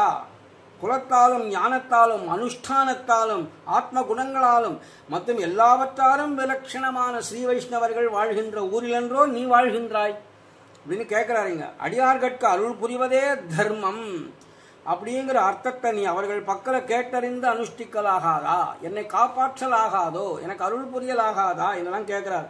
கானார் கரி அப்படின்னு சொன்னதுனாலே எங்கேயோ காட்டுல வாழக்கூடிய ஒரு குவலையா பீட்டம்ங்கிற யானையை சம்ஹாரம் பண்ணினவன் எம்பெருமானுக்கு அப்பேற்பட பல பராக்கிரமம் சொல்லி தெரியணுமா? இதெல்லாம் சாட்சாத்தாக அந்தந்த பலமோ பராக்கிரமம் இதுக்கு உண்டான அபிமான தேவதைகள்லாம் தானே எம்பெருமான் இருக்கிற அங்கான் என்யா தேவதா ஆஹான் சொல்லும்படியாக எல்லா தேவதைகளும் எம்பெருமானுக்கு அங்கபூதங்களாக இருக்கிறது என்றெல்லாம் இந்த எம்பெருமானுடைய பெருமைகள் வாய்ந்தவர். அந்த பெருமான் எனக்கு அருள் செய்ய வேணும், செய்தருள வேணும் என்று பிரார்த்திக்கிறார். அடுத்த பாட்டாக, வேடார் திருவேங்கடம் மேய விளக்கே, நாடாறு புகழ் வேதியர் மன்னிய நாங்கூர், சேடாறு பொழில்சூர் திருவள்ளக்குளத்தாய், பாடா வருவேன் வினையாயின பாற்றே. வேடார் வேடுவர்கள் வாழக்கூடிய திருமலை, அந்த திருமலையிலே இங்க அப்ப சொல்றாரு, இங்க திருவேங்கடம், வேடார் திருவேங்கடம், வேடுவர்கள்லாம் புடைசூழ வாழ்ந்திருக்கக்கூடிய திருவேங்கட மலையிலே நித்தியவாசம் பண்ணக்கூடிய விளக்கே, பிரகாசித வஸ்து எம்பெருமானே ஸ்வயம் பிரகாசமான வஸ்துவா இருக்கிறதுனாலே இங்க விளக்கு போன்றவனே. காஞ்சிபுரத்திலையும் அப்பேறுபட்ட விளக்குளை பெருமாள் என்றெல்லாம் இருக்கக்கூடியது. அங்க அது மாதிரி இந்த இடத்துல திவிதேசத்திலே எம்பெருமான் விளக்கு போன்று இருக்கிறான்னு சொன்னா மற்ற திவிதேசங்களை காட்டிலும் இந்த இடத்துல எம்பெருமானுக்கு உண்ட ஒரு பிரகாசித வஸ்து, அதாவது ஞான பிரகாசம், தீப பிரகாசம் என்றெல்லாம் சொல்லக்கூடியதாக. எம்பெருமான் ஞான பிரகாசமா இருப்பதனால தான் ஆண்டாள் தன்னுடைய பாட்டிலே வாரணமாயிரம் பாட்டிலையும் ஓர் காலை புகுதக்கன கண்டேனர். காளைனா ரிஷபம்னு அர்த்தம். ரிஷபம்னா வெறும் கட்டிடங்காளைன்னு சொல்வதற்காக வரல. அங்க அந்த ரிஷபம் அப்படிங்கிறதுக்கு 2 அர்த்தம் இருக்கு, உள்ளுக்குள்ள 2 தாத்து இருக்கு, ரூட் வேர்டு. ரிஷ ஞானே பா தீப்தௌ. அப்போ ஞான பிரகாசம், தீப்தம் அப்படின்னா பிரகாசம், பாசமானா சமானான்னு சொல்லும்படியாக பாசமானஹா. அதனால அப்பேற்பட்ட ஞான பிரகாசிதமான வஸ்து உள்ளே புகுந்தான்னு ஆண்டாள் தெரிவித்தாள். அதுபோல இந்த இடத்திலையும் விளக்கு போன்றவனேன்னு சொன்ன அதோட எப்பேற்பட்ட சுடராயிருந்தால் எம்பெருமான் அப்படி ஒரு ஞானத்தையே அள்ளி சர்வஜன், சர்வ காரணபூதன், சர்வ நியாமகன், எல்லாரையும் தரிக்கும்படியாக இருக்கக்கூடிய எம்பெருமானாச்சே சர்வ வியாப்தித்துவம் உண்டு இல்லையா? அதை தெரிவிக்காதீங்க. விளக்கு போன்றவன் இதிலேயே எல்லா அர்த்தங்களும் துணிக்கிறது. விளக்கு போன்றவனே கவி, நாடாறு புகழ் வேதியர் மன்னிய நாங்கூர், நாடெங்கும் நிறைந்த புகழுடையவர்களா வைதிகர்கள். வைதிகர்களுக்கு நிறைய பெருமையை கொடுத்துட்டார் இந்த இடத்துல. அவர்களுக்கு அப்பேற்பட்ட கல்வி ஞானம் எல்லாம் வந்து வாய்ச்சிருக்கு. அசுரப்பிராயர்களாக இருக்கக்கூடிய எதிரிகளை கூட வாட்டும்படியாக இருக்கக்கூடிய பிராமணோத்தமர்கள்னு முதல் பாட்டிலே தெரிவிச்சுட்டாருன்னா எப்பேற்பட்ட அந்தணர்களா இருக்கணும் அந்த இடத்துல. அதுலயும் நாடாறு புகழ்னு சொல்லக்கூடிய வேதியர்கள்னா நாடே புகழும்படியாக, அப்படி நாடெங்கும் நிறைந்த புகழவிடாக வைதிகர்கள் நித்தியவாசம் பண்ணுகிற திருநாங்கூரிலே சேடாறு பொழில்சோழ் திருவள்ளக்குளத்தாய், திரண்டிருக்கிற சோலைகளால் சூழப்பட்ட திருவள்ளக்குளத்தில் எழுந்திருக்கக்கூடிய எம்பெருமானே பாடா வருவேன், உன் திருநாமத்தை சொல்லிண்டே வருவேன். ஆண்டாள் பதே பதே ஒவ்வொரு பாட்டு நிறைய இடங்கள்ல அந்த பாடி வருதல் அப்படிங்கிறது கலிகாலத்துக்கு ஏற்ற தர்மம் எம்பெருமான். ஏன்னா கலவு கல்மஷ சித்தானாம் பாப திரவியோபஜீவினாம் விதிஹி கிரியா விஹீனாம் எல்லாம் போயிடுத்து இந்த கலிகாலத்துல. நமக்கு ஒரு பிராமணனாக இல்லாமல் இருக்கிறான், என்ன செய்யணுமோ அதை செய்யாமல் இருக்கிறானே, அவன் சொரூப லட்சணம் கூட அவனுக்கு இல்லாமல் இருக்கு. எங்கெங்கயோ வேண்டாத இடங்களுக்கெல்லாம் புகுந்து போய் வருகிறார்களே என்றெல்லாம் நினைத்து மனசு வருத்தப்படும்படியான இந்த கலிகாலத்துல கோரமான கலியிலே அதுல அப்பேற்பட்ட தர்மம் நமக்கு இனிமே எம்பெருமான் திருவடியை அடையணும்னா யாதிரிச்சிகம் ஆனுஷங்கிகம் என்றெல்லாம் சொல்லும்படியாக ஏதாவது ஒரு ரீதியிலே எம்பெருமான் திருநாமத்தை தெரியாம ஏனக்கேனாப்பி பிரகாரன்னு சொன்னால்தான் எம்பெருமானுடைய திருவடி அடைய முடியும் அப்படிங்கிற ஒரு சுலபமான மார்க்கத்தை காட்டிவிட்டார்கள். அதனால்தான் ஆண்டாளும் பாடும் பொழுது 2வது பாட்டே ஆரம்பிச்சு பிடிச்சு சொல்றாள் திருப்பாவையிலே, பார்க்கடலுள் பையத்துகின்ற பரமன் அடிபாடி அப்படின்னு. அடுத்த பாட்டில் ஓங்கி உலகளந்த உத்தமன் பேர் பாடினா ஆழிமழைக்கணவன் எம்பெருமானே என்று அழைத்து அந்த மழை தேவதை பர்ஜன்ய தேவதை எங்களுக்கு எம்பெருமானிடத்திலே வாழ உலகினில் பெய்திராய் சொல்லும்படியாக ஆணையிட்டு மழையை பெற்றுக்கொண்டு ஆழிமழைன்னு சொன்னதுனாலே ஆழிமழை கண்ணான அழைச்சதுனாலே அந்தர்யாமி எம்பெருமானியும் அவ்விடத்திலே சொல்லி கடைசியில் திவ்யதேசமாக இருக்கக்கூடிய வடநாட்டு திவ்யதேசம் மாயனை மண் வடமதுர மைந்தனைன்னு வடமதுரை எம்பெருமான் திவ்யதேசத்தில் எழுந்திருக்கக்கூடிய எம்பெருமானையும் அழைத்து அவள் பாடும்படியான விஷயத்தை, அதனால்தான் கடைசியில் அந்த பாட்டை முடிக்கும்போது மாயனை பாட்டை முடிக்கும் பொழுது இதை இந்த மாதிரி நம்ம இருக்கும் பட்சத்தில் தூமலர் தூவி தொழுது வாயினால் பாடி மனத்தினால் சிந்திக்க அப்படின் போது என்ன ஆச்சுன்னு கேட்டா, போய பிழையும் புகுதருவான் நின்றனமும் தீயினில் தூசாகும் என்றெல்லாம் சொல்லும்படியாக இந்த கலிகாலத்துக்கு ஏற்ற தர்மமே பாடி வருதல் தான். வேத முதல்வனை பாடி வீதிகள் தோறும் துள்ளாதார்னார் சுவாமி நம்மாழ்வார்.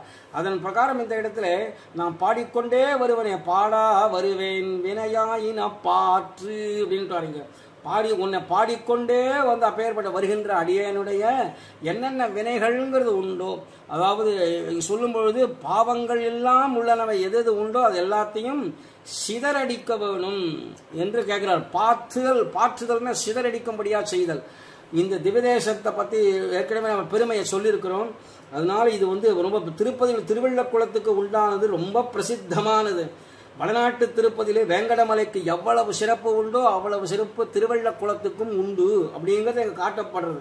அதனால அங்க பிரார்த்தனை அல்லது இவ்விடத்திலே பிரார்த்தனை ரெண்டுமே விசேஷமாக செலுத்த பெறும் அப்படிங்கிறது இந்த திவ்யதேசத்துக்கு பெரிய பெருமை. மேலும் இவர் திருமலை எம்பெருமானுக்கே அண்ணனாக இருக்கக்கூடியவர் என்றெல்லாம் பெரிய பெருமையை. அதனால அந்த வேடார் திருவேங்கடம் மேய விளக்கேன்னு சொன்னதுனாலே இந்த இடத்துல அபேதமாக அங்க இருக்கக்கூடியவர்கள் இங்க இருக்கக்கூடியவர்கள், இங்கே வைதிகர்கள் வேடுவர்கள் இல்ல, வைதிகர்கள் அப்படின்னு சொன்னாலே பெருமை வாய்ந்தவர்கள் அப்படின்னு. இந்த திருவள்ளக்குளத்துல அங்க வேடர்கள் அப்படின்னு சொல்லும்படியாக எம்பெருமானுக்காக கைங்கரியம் செய்யக்கூடிய கைங்கரியப்பரர்கள். ஆக கைங்கரியப்பரர்கள்ங்கிற ரீதியில அபேதம் தான் 2 திவ்யதேசத்துக்கும். இதுக்கு முன்னாடி முதல் 10லேயே நம்ம பார்க்கும் பொழுது அங்க ஒரு கண்ணார் கடல் சூழ் அப்படிங்கிற ஒரு ஆச்சரியமான ஒரு திருமொழி சாதிச்சிருக்கிறார். அதனுடைய சாயலாகவே இந்த திருமொழி அப்படியே அமைஞ்சு வருது.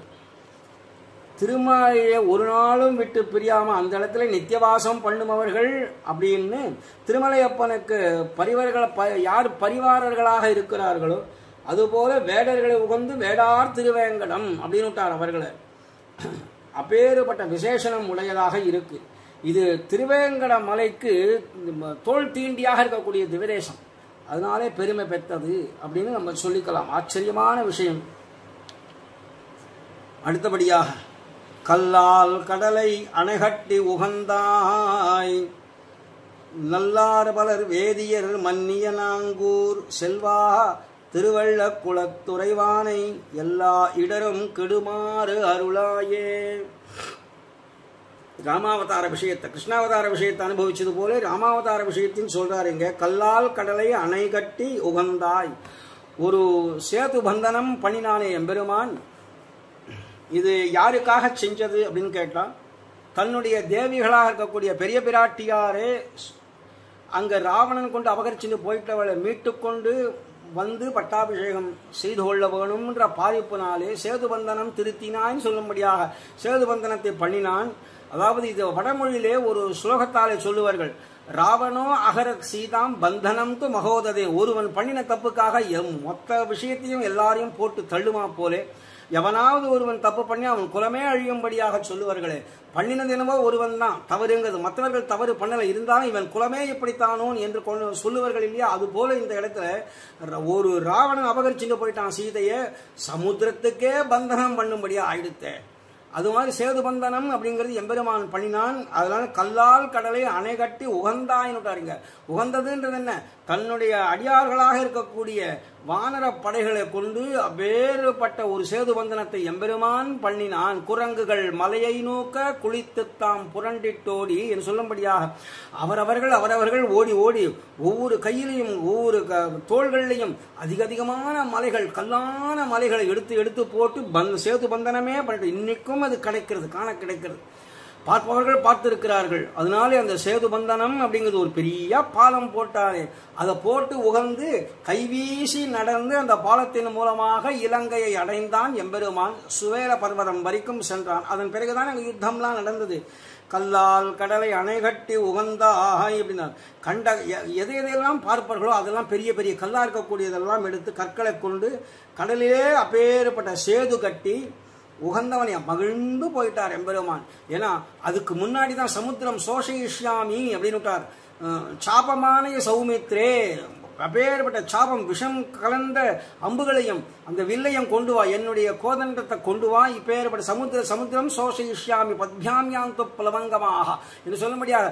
இந்த பின்னாடி வந்த வானர வெள்ள கூட்டம் இருக்கே, இது அத்தனையும் நடந்து போகணும், கைவீசி நடந்து போகட்டும். சமுத்திரத்தை வத்தடிச்சு பொறுக்கு தட்டும்படியா பண்ணிட்டேன்னா ஜலமே இருக்காது, அங்க வழி கிடைக்கும், நேரம் நடந்து போயிடலாம். ஏன்னா சமுத்திரராஜன் வரலேங்கிற கோபத்தினால பெருமாள் அப்படி சொல்ல, நாம் பண்ணின பெருமாள் சரணாகதி பண்ணக்கூடாது. அவர் பண்ணின சரணாகதி கோணாமானாவா தான் இருக்கும். சரணாகதர்கள் நாம் அவன் சரண்யனா இருக்கக்கூடியவன், சரணாகதி ஏற்றுக்கொள்ளக்கூடிய பிரதிசம்பந்தியா இருக்கக்கூடியவன் போய் சரணாகதி பண்ணலாமோ? பண்ணினால் இப்படிதான் கோணாமானாவா இருக்கும். சரணாகதி பண்ணினவன் இட்டது இட்ட வழக்கா இருக்கணும். எம்பெருமான் அப்படி இல்லையே, 3வது நாள் எழுந்து கோபித்துக் கொண்டாரே. அதனாலேயே அவர் கோணாமானாவாக இருக்கக்கூடிய ஒரு சரணாகதியை பண்ணி கடைசியில சாபமான சௌமித்ரேன்னு சௌமித்ரிக்கு அப்பேற்பட்ட இலக்குவனுக்கு ஒரு ஆணையும் இட்டு பிறகு அது வேறு விதமா நடந்தது. இருந்தாலும் அந்த இடத்துல எம்மேலே அணை கட்டும் நலன் நீலன் வந்திருக்கக்கூடிய உம்முடைய கோஷ்டியிலே நலன் என்பவன் விஸ்வகர்மாவுடைய அம்சமா அவதாரம் பண்ணியிருக்கிறான். அவன் கொண்டு இந்த அணையை கட்டுவான். அவன் பெரிய இன்ஜினியர் ஆச்சு. எங்க போய் இன்ஜினியரிங் படிச்சார்னு கேட்டாலே சில பேர். அது மாதிரி இல்லாமல் உண்மையான இன்ஜினியர்களே வந்திருக்கிறார்கள். அந்த விஸ்வகர்மாங்கிறவன் பெரிய இன்ஜினியர். அவன் தேவ கூட்டங்கள்ல அந்த விஸ்வகர்மா கொண்டு பாலத்தை போட்டால் அடியன் தாங்கிக் கொள்கிறேன்னு சொல்ல அவனை கொண்டு அந்த நலன் அப்படின்னு சொல்லக்கூடிய விஸ்வகர்மாவை கொண்டு பாலத்தை பண்ணினாரே. அதை இங்க அப்ப பண்ணி மகிழ்ந்து போயிட்டான் எம்பெருமான். இதை பார்த்ததுமே ஆச்சரியப்பட்டு போயிட்டான். அங்க செலவிலா அணிலும் போலேன்னு ஒரு அணில் கூட சின்ன கைங்கரியம் பண்ணித்துன்னு சொல்றார்.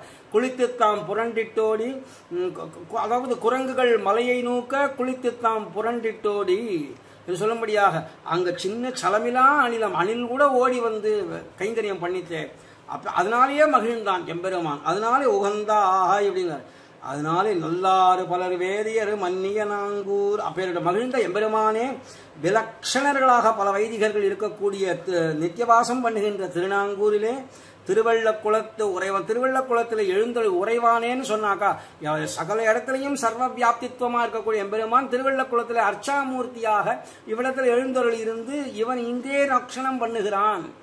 அங்க சென்று பார்த்தாலே நாம் எம்பெருமானை சரியாக நோக்குகிறோமோ இல்லையோ, எம்பெருமான் நாம பார்க்கிறோமோ இல்லையோ, தர்சனம் அவன் நமக்கு கொடுக்கிறாங்கிறதுனாலே நம்மை நோக்கி நீ பார்த்தையோ பார்க்கலையோ நான் உன்னை பார்த்து விட்டேன் என்று சொல்லும்படியாக எப்படி திருமலையிலே நம்ம அனுபவிக்கிறோமோ அதே தான் இவ்விடத்திலையும். திருமலையிலே நம்ம நின்று சேவிக்க முடியாது, இங்க நின்று சேவிக்கலாம். ஆனால் கூட நின்று சேவிப்பவர்கள் கூட அங்கு கிட்ட போய் கண்ணை மூடிக்கொள்ளுகிறார்கள். எதுக்காக எம்பெருமானுக்கு எதிரே நின்று கண்ணை மூடிக்கொள்ளணும்னு தெரியவே இல்லை. அப்படி மூடிக்கொள்ள வேண்டிய ஆபாத சூடம் அனுபூய ஹரிம் சயானம்னு சொல்லும்படியாக சயனிச்ச திருவேங்கடை உடையான ஆபாத சூடம் என்று சொல்லும்படியாக எம்பெருமானை வடிவழகு திருவடியிலேருந்து திருமுடி வர்க்கம் வரைக்கும் அவன் அனுபவிக்க வேண்டி இருக்க கண்களை மூடிக்கொள்ள வேண்டிய அவசியம் இல்லையே. அப்படி சில பேர் ஒரு கால் திருவள்ளக்குளத்தில் வந்து கண்ணை மூடிண்டாலும் கூட எம்பெருமான் நான் உன்னை பார்த்துட்டேன்னு சொல்றதுனாலே எழுந்தருள் இருக்கக்கூடிய எம்பெருமானே, எங்க திருவள்ளக்குளத்தில் எழுந்திருக்கக்கூடிய எம்பெருமானே செல்வா செல்வம் சகல ஐஸ்வர்யம் உடையதுனால சர்வேஸ்வரன்கிறத இங்க செல்வாங்கிறாருங்க. ஏன்னா ஈஸ்வரத்தன்மை உடையவன்னா சர்வேஸ்வரன் சொல்லுவோம், சகல ஐஸ்வர்யம் உடையவனு ஈஸ்வரன் சொல்லுவோம்.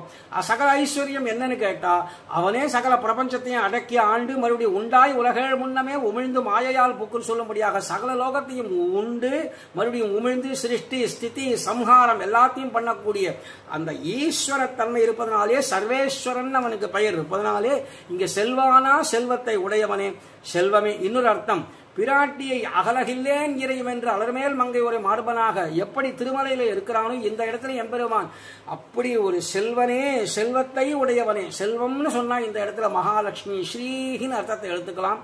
அதனால அங்க இறையும் அகலகில்லேன் பிராட்டி இருப்பது போல திருவள்ளக்குளத்திலேயும் இங்க பிராட்டியை முன்னிட்டு தான் எம்பெருமான்கிட்ட போகணுங்கிற அந்தரங்கமான அர்த்தம் துவனிக்கிறது என்று காஞ்சி சுவாமி அடிக்கடி சொல்லுவார். இந்த பாசுரத்தில் வரக்கூடிய செல்வா அப்படிங்கிறதுனாலே அடியன் கேட்டது உண்டு, எல்லா இடரும் நெடுமாறு கெடுமாறு அருளாய், எனக்கு என்னென்ன துன்பங்கள்லாம் உண்டோ அதெல்லாம் தீரும்படியாக அப்படியே கெடுமாறு அருளாய் அருள் புரிய வேணும் என்று கேட்டுக்கிறார் இந்த இடத்துல. அடுத்த பாட்டுல கோலால் நிறைமேய்த்த எங்கோவலர் கோவே நாளாகிய வேதியர் மன்னிய நாங்கூர் சேலார் வயல் சூழ் திருவெள்ளக் குளத்துள் மாலே என் வல்வினை தீர்த்தருளாயே, மாலே என் வல்வினை தீர்த்தருளாயே. கோலால் கோலை கொண்டு பசுக்களை நிறைமைத்தவனே, பசுக்கூட்டங்களை மேய்த்தவன் எம்பெருமான் திருவாழி ஆழ்வானையும் திருச்செங்காழ்வானையும் எப்பொழுதுமே ஏந்திருக்கக்கூடியவன், கதைங்கிற விஷயத்தை உடையவன். இந்த இடத்துல அர்த்தங்களை அந்தரங்கமா பார்க்கணும். வெளிப்படையான அர்த்தம் சொல்லுவது சாதாரண விஷயங்கள். அது பண்டிதர்கள் தமிழ் பண்டிதர்கள்ட்ட போய் கேட்டா கூட கோலால் நிறைமைத்தான் சொல்லும்போது கையில இருக்கக்கூடிய கோலை கொண்டு பசுக்கூட்டங்களை மேய்த்தவனே அப்படின்னார். பசு அப்படிங்கிறது நாரக்கூட்டங்கள்னு அர்த்தம் உண்டு. வேதத்துல அப்படிதான் சொல்றது. வஷக்தே விஷ்ணவாச ஆக்ருணோ மிதன்வே ஜுஷஸ்வசிபி விஷ்டஹவ்யம் வர்தந்துத்வாசுஷ்டுத யோகிரோ மே யோயம் பாதஸ்வஸ்து பிஸ்ஸதானஹான்னு வேத வாக்கியம். அதுல சிபி விஷ்டன் ஷிபிக்கு அர்த்தம் கொடுக்கும்போது ஷிப பசவஹா வேதமே இன்னொரு அர்த்தம் சொல்றது. ஷிபினா பசவன் அர்த்தம். அதாவது பசுக்கூட்டங்களை மேய்க்கக்கூடிய எம்பெருமான்னு சொன்னா அது 2 கால் பிராணியாக நாமும் நம்மையும் 4 கால் பிராணியாக இருக்கக்கூடிய பசுக்களையும் பகவான் மேய்க்கிறானே, நாமும் பசுதான். நம்மள நிருபசுகு விருத்தியா பசுர் நரவபுகு என்றெல்லாம் நம்முடைய ஆளவந்தாரும் சரி மணவாள மாமனிகளும் சரி அவரவர்களுடைய பாசுரங்கள் ஸ்லோகங்களிலே விருத்தியா பசுர் நரவபுகுன்னார். அதுபோல நிருபசுகு அப்படின்னார் ஆளவந்தார். அதனால நம்மளாம் பசுக்கள் தான். இங்க கோலால் நிறைமேய்த்தன்னு சொன்னதுனாலே பசுக்கூட்டங்களை மேய்த்ததுனால நம்மையும் மேய்ப்பவன். அதனால்தான் பகவானுக்கு நாராயணன்னு திருநாமம் இந்த இடத்துல இல்லையா. அதனால இந்த சொல்றார் கோலால் நிறைமேய்த்தா, கோலை கொண்டு பசுக்கூட்டங்களை மேய்த்த எம் கோவலர் கோவே, எமது கோபால கிருஷ்ணனேங்கிறார். கோவலர் கோவே கச்சுக்கரவை பாசுரத்திலையும் அப்பேற்பட்ட கோவலர் அப்படின்னு விட்டாருங்க. புற்றரவல்குள் பொனமையிலே போதராயின்னு சொல்றதுக்கு முன்னாடி விஷயம் சொல்லும் பொழுது செத்தார் திருளைய கற்றுக்கரவை கணங்கள் பல கறந்து சித்தார் திரு சென்று குற்றம் ஒன்றில்லாத கோவலர் தம் பொற்கொடியே, கோ அலர் தம் பொற்கொடியேன்னு விட்டாருங்க. கோ அலர்னா கோன்னா அரசன், அலர்னா அது இல்லாதது அப்படின்னு அர்த்தம் எடுத்துட்டோம்னா நாம் நமக்கே அதாவது நம்ம அகங்கார மமக்காரங்கள் கொண்டு எனக்கு நானே தலைவன் அப்படின்னு சொல்லக்கூடிய எவ்வளோ பேர் இருக்கிறார்களே அபிமானிகளாக கர்விஷ்டர்களாக. அந்த அலர்ன அந்த கர்வம் போய் நீங்கி எடுத்தானா அடிமைத்தனம் வந்துடும். அந்த எம்பெருமாண்ட அந்த அடிமைத்தனம் தான் நமக்கு சர்வசிரேஷ்டம். அது கோவலர் தம் பொற்கொடியன அப்பேற்பட்ட அடிமைத்தனம் கொண்டவர்களே எம்பெருமானிடத்திலே அடிமை கொண்டவர்களே, அதாவது சரணாகதி பண்ணின அந்த நாரக்கூட்டங்கள்னு இருக்கு இல்லையா, சில பேர் அப்படி இருக்கா இல்லையா. அத போல இந்த இடத்துல கோவலர் அப்படின்னு சொல்லலாம். கோவலர் கோவேன்னா அந்த அடிமைகளா இருக்கக்கூடிய நம் போல்வார்கள் தஞ்சம் என்று புகுந்தோம். சரணாகதினா என்ன? தஞ்சம் அடைக்கலம்னு அர்த்தம். அந்த அடைக்கலம் அப்படிங்கிற இடத்துல எம்பெருமான்கிட்ட போய் நின்றோமானால் நம்மை ரட்சிப்பவன் எம்பெருமான் இல்லையா? அதனால இந்த இடத்துல சொல்றார் கோவலர் கோவேன்னா, யார்களெல்லாம் அப்படி அடிமையாக இருந்து சரணாகதி பண்ணினார்களோ அவர்களுக்கு கோவே, தலைவனாக இருக்கக்கூடியவனேன்னு அர்த்தம் இங்க. அதனால இந்த இடத்துல எமது கோபாலகிருஷ்ணனேன்னு வெளிப்படைய அர்த்தம் எடுத்திருந்தாலும் கோவலர் தம் கோவே, என் கோவலர் கோவே அப்படிங்கிறதுனாலே நாங்கள்லாம் கோவலர்கள், அதாவது அடிமையை இறப்பவர்கள், நாங்களாம் சரணாகதர்கள், நீ சரண்யன். அதனால ஒரு மிதுனமே உத்தேசம். பிராட்டியோட சேர்ந்த எம்பெருமான் தேவரீர் ரட்சிக்கும் போது பிராட்டி சந்நிதி வேண்டுகையாலே இதிலே ஸ்ரீ சம்பந்தமும் அனுசந்தேயம்னு சொன்னதுனாலே ஸ்ரீ சம்பந்தத்தோடு இருக்கக்கூடிய எம்பெருமானே நாங்கள்லாம் கோவலர்கள்னா, நாங்களாம் ராஜாக்கள் இல்லையே, எங்களுக்கு நாங்களே கர்விஷ்டர்கள் கிடையாது, சுவாபிமானங்கிறது எங்களுக்கு கிடையாது, பராபிமானம் தேவரீரிடத்திலே தான் எங்களுக்கு அபிமானம் உண்டு. அதனாலே அப்பேற்பட்ட கோபாலகிருஷ்ணனேன்னு சொன்னதுனாலே இவ்விடத்திலே அந்த எம்பெருமானுடைய சர்வரட்சகத்தன்மையை காட்டுறாருங்க.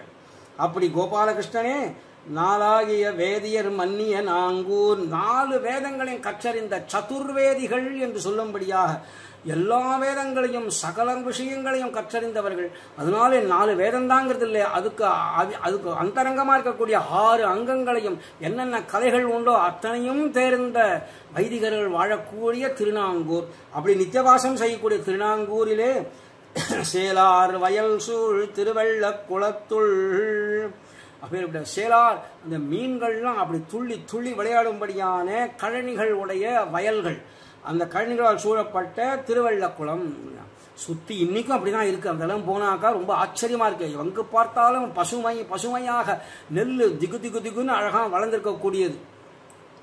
அந்த நெல்கள்லாம் நன்னா வளர்ந்து அப்படி தாழ்ச்சியா இப்படி இருக்கும். ஏன்னா அதுக்கு பால் நன்னா ஏறி கடைசியில் அது முதிர்ந்த நிலையிலே அது தாங்காம இப்படி இருக்கும். பெரியாழ்வார் அதை பார்த்ததுமே ஆச்சரியமா தெரிவிக்கிறார். அது எப்படி எப்படி இருக்குன்னு கேட்டா, அப்படி அடியார்கள்லாம் எப்படி தாழ்ச்சாய்த்து தலைவணக்கும் தன்னரங்கமேனு திருவரங்கத்துக்கு பாசுரம் விடும்போது அந்த விஷயத்தை தெரிவிக்கிறார். அது அப்படி எல்லா வயல்ல இருக்கக்கூடிய அந்த எல்லா நெல் கதிர்கள்லாம் எப்படி இருக்குன்னு கேட்டா, வரம்புற்ற கதிர் சென்னல் தாழ்சாய்த்து தலைவணக்கும் தன்னரங்கமே, அது போல இருக்கக்கூடிய எல்லா திவ்யதேசத்திலே வயலாலே கழனிகளாலே சூழப்பட்ட மீன்கள் துள்ளக்கூடிய கழனிகள், பெரிய பெரிய வயல்கள், அதுல இருக்கக்கூடிய எல்லாருமே அடியார்கள்னு சொல்ல தோன்றது. சென்னல்னு சொன்னாலே ஜீவாத்மா இல்லையா? ஜீவாத்மா அதுக்குள்ள அரிசி, சென்னலுக்குள்ளே அரிசி. இது பேர் சென்னலாக இருக்கக்கூடிய பூமி ஸ்தானத்திலே இந்த சரீரம், அப்புறம் அந்தரங்கமாக உள்ள தவிடு ஸ்தானத்திலே சூக்ஷ்ம சரீரம், இதெல்லாம் போன பிறகுதானே நமக்கு அரிசி கிடைக்கிறது. அதை பக்குவப்படுத்தி தானே எம்பெருமான்ட்ட சமர்ப்பணம் பண்ணணும். அதனால அப்பேரோட கழனிகளாலே சூழப்பட்ட திருவெள்ளக்குளத்தாய், திருவள்ளத்தில் எழுந்திருக்கக்கூடிய எம்பெருமானே மாலே மாலே நெடியோனே கண்ணனே சொல்லும்படியாக அப்பேற்பட்ட எம்பெருமானே. மால்னா மயக்கம், நமக்கு பித்து பிடிக்கும்படியாக பண்ணிடுவான். எம்பெருமானுக்கும் நம்மிடத்திலே பித்து வந்துடும். பித்தனை பெத்து மந்தோ பிறவியுள் பிணங்குமாறே சொல்லும்படியாக எம்பெருமானுக்கும் நம்மிடத்திலே காதல், எம்பெருமானிடத்திலே நமக்கும் ஆறாத காதல். கிருஷ்ண கிருஷ்ணைன்னு பெயர். கிருஷ்ணனுக்கு நம்மிடத்திலே திருஷ்ணை, நம்மாழ்வாரிடத்திலே திருஷ்ணை, நம்மாழ்வாருக்கு கிருஷ்ணனிடத்திலே திருஷ்ணை என்று சொல்லும்படியாக இங்க மாலேன்னு சொன்னாக்கா அருமை பெருமை மையலுமாம் அப்படின்னு அந்த மாலுங்கிற சப்தத்துக்கே அருமையா இருக்கக்கூடியவன், பெருமையானவன், அப்பேற்பட்ட மையல்னா பித்து பிடிச்சவன். எம்பெருமானும் பித்து பிடிச்சவன் தான், நாமும் எம்பெருமானிடத்திலே பித்து பிடிச்சவர்கள் என்று சொல்லும்படியாக எம்பெருமானே என வல்வினை தீர்த்தருள், என்னுடைய பெரிய பெரிய கொடிய பாவங்கள் என்ன உண்டோ அது எல்லாத்தையும் தேவரீர் போக்கி அருள போலும் இன்னும் ரொம்ப ஆச்சரியமா கேட்டிருக்கிறார். இந்த இதுல இது 8வது பாட்டாக வாராக மதாகியும் மண்ணை இடந்தாய் நாராயணனே நல்வேதியர் நாங்கூர் சீராறு பொழில்சோழ் திருவெள்ளக்குளத்துள் ஆறாவமுதே அடியேற்கருளாயே ஆறாவமுதே அடியேற்கருளாய். இந்த பாட்டுல ரொம்ப ஆச்சரியமான விஷயங்கள்லாம் தெரிவிக்கிறார். நாராயணனேன்னு சொல்லத்தான சர்வ வியாப்தியா இருக்கக்கூடிய எம்பெருமானத்தை விழிக்கிறார். வாராமதாகி இம்மண்ணை இடந்தாய்ன்னு சொல்லும் பொழுது சர்வ காரணபூதன் அப்படிங்கிறதையும் தெரிவிக்கிறார். சர்வ காரணபூதனானே சர்வ வியாப்தியான நாராயணன் எப்படிப்பட்டவன்னா ஆறாவமுது, ஆறாவமுதே அடியேனுடலம் நின்பார் அன்பாயே அப்படின்னார் சுவாமி நம்மாழ்வார். அந்த எம்பெருமான அனுபவிக்கிறார். திருமிசை ஆழ்வார் ஏன் கால்கள்லாம் நடந்த கால்கள் நொந்தவோ நடுங்க ஞால மேனமாய் என்று அந்த ஆறாவமுத எம்பெருமான அனுபவிச்சு திருமிசை ஆழ்வாருக்கு எம்பெருமான் விதேயனா போயிட்டதுனாலே அங்க ஆறாவமுத ஆழ்வான் அவன் விதேயனா போயிட்டான். விதிச்சத செய்கிறவன் விதேயன். அதனால அந்த ஆழ்வேர் எழுந்தருள வேணும்னு கேட்டுட்டாராங்க. வாழிகேசனே எழுந்த ஆழ்வீர் சௌக்கியமான்னு கேட்டதுக்கு மங்களாசாசனம் பூர்த்தி பண்றார். அந்த பாசுரத்தை வாழிகேசனேன்னு கேட்டார். கிடந்தவாறு எழுந்திருந்து பேசுன்னு நியமிச்சார். அப்படி நியமிக்கப்பட்ட எம்பெருமான் எழுந்தான், கொஞ்சம் போர் எழுந்தான். அதனால்தான் உத்தான சாயின்னு அங்க பேர் இல்லையா. அந்த எம்பெருமான் எப்பேற்பட்டவன்னா ஆறா அமுது. அந்த அமுது மட்டும் தவிட்டாது. மற்ற எதை சாப்பிட்டாலும் உலகத்திலே சம்பந்தப்பட்டது எல்லாமே தவிட்டு போயிடும். நீ என்னதான் தேவாமிர்தமே கொடுத்தா கூட காஃபி மாதிரி ஆத்தி சாப்பிட முடியுமான்னு அதெல்லாம் ஒரு சொட்டு சாப்பிடலாம். தேன் கூட 4 சொட்டு 5 சொட்டு சாப்பிடலாம். அதுக்கு மேல சாப்பிட்டா நெஞ்சு அடைக்கும், நமக்கு என்னவோ பண்ணும், அதுக்கு மேல சாப்பிட முடியாது. ஆனா இது அப்படிப்பட்டது இல்லையே. எப்பொழுதும் நாள் திங்கள் ஆண்டூழி ஊழிதரும் அப்பொழுதுக்கப்பொழுது என்னாராவ அமுதமே என்னாரே ஆழ்வார். அதன்படி இந்த ஆறாத அமுதாட்சி போரும் பார்த்தது என்று விலகக்கூடிய வஸ்து இல்லையே எம்பெருமான். அதனால தானே அவனை நாராயணன்னு வேற அழைக்கிறார். நாராயணன் சர்வ வியாபித்துவம் இருக்கிறதுனாலே கலந்து பரிமாறக்கூடிய சீலகுணம் உடையவன். பல அநேக அனந்த கல்யாண குணங்கள். அதுல ஒரு முக்கியமான இந்த சீலகுணம் தான் திருப்பி திருப்பி சொல்ல வேண்டி இருக்கு. ஏன்னா புறையறக்கலத்தல்ங்கிறது வேற யாருக்கும் கிடையாது. அது எம்பெருமான் ஒருவனுக்கே உண்டு.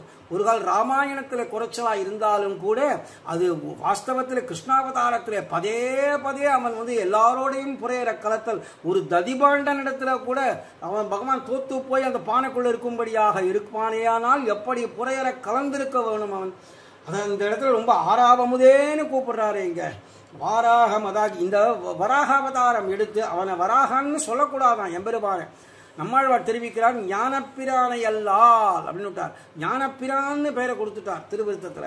அதனால நம்ம மறந்து போய் கூட வராக அவதாரம் சொல்லக்கூடாது. ஆனா அதை சொன்னாதான் உலகத்தாருக்கு புரிகிறது. அதனால இந்த இடத்துல திருமங்கை மன்னன் வாராமதாகி அப்படின்னு விட்டாருங்க. வாராகமதாகி இம்மண்ணை இடந்தாய். வாராகமதாகினா அப்பேற்பட்ட வராகமாக அவதாரம் பண்ணி இந்த மண்ணை இந்த பூமியை இழந்தாய். இந்த அண்ட பித்தியில எங்கேயோ போய் இருந்துட்டு இரண்யாக்ஷன் அப்படிங்கிறவன் பூமியை பாயா சுருட்டு உள்ள கொண்டு போய் எங்கேயோ சமுத்திரத்துக்கு கீழே அமிழ்த்துட்டான இரண்யாக்ஷனை வதம் பண்ணி அப்பேற்பட்ட அந்த பூமியை அண்ட பித்தியிலேருந்து வெளியில எடுத்து வைக்க வேண்டிய ஸ்தானத்துல வச்சானே. அப்பொழுதுதான் பூமி பிராட்டி அவனிடத்துல பிரார்த்தனை பண்ணிட்டா. அந்த பிரார்த்தனையின் காரணமாக இத்தனை சேத்தனர்களையும் வாழ்விப்பதற்கு இத்தனை குழந்தைகள் இத்தனை சேத்தனைகள் பிறவி எத்தனையோ பிறந்திருக்கு, எத்தனையோ ஜந்துக்கள். அதுக்கெல்லாம் வாழ்ச்சி என்னன்னு கேட்டதுக்கு தான் பகவான் சரம ஸ்லோகத்தாலே தெரிவிச்சான்னு போன உபன்யாசம் அடியன் தெரிவிச்சேன். அதனால இங்க வாராகமதாகின்னு அது ஞாபகம் வருது. ததஸ்தம் பிரியமானம் தோ காஷ்டபாஷான சன்னிவம் அகம் ஸ்மராமி மத் பக்தம் நயாமி பரமாங்கது. நல்ல கதைக்கு அழைச்சிட்டு போயிடுவேன், அவர்களை நான் ஸ்மரித்துக் கொள்ளுவேன், ஸ்மரிக்கும்படியாக செய்வேன்.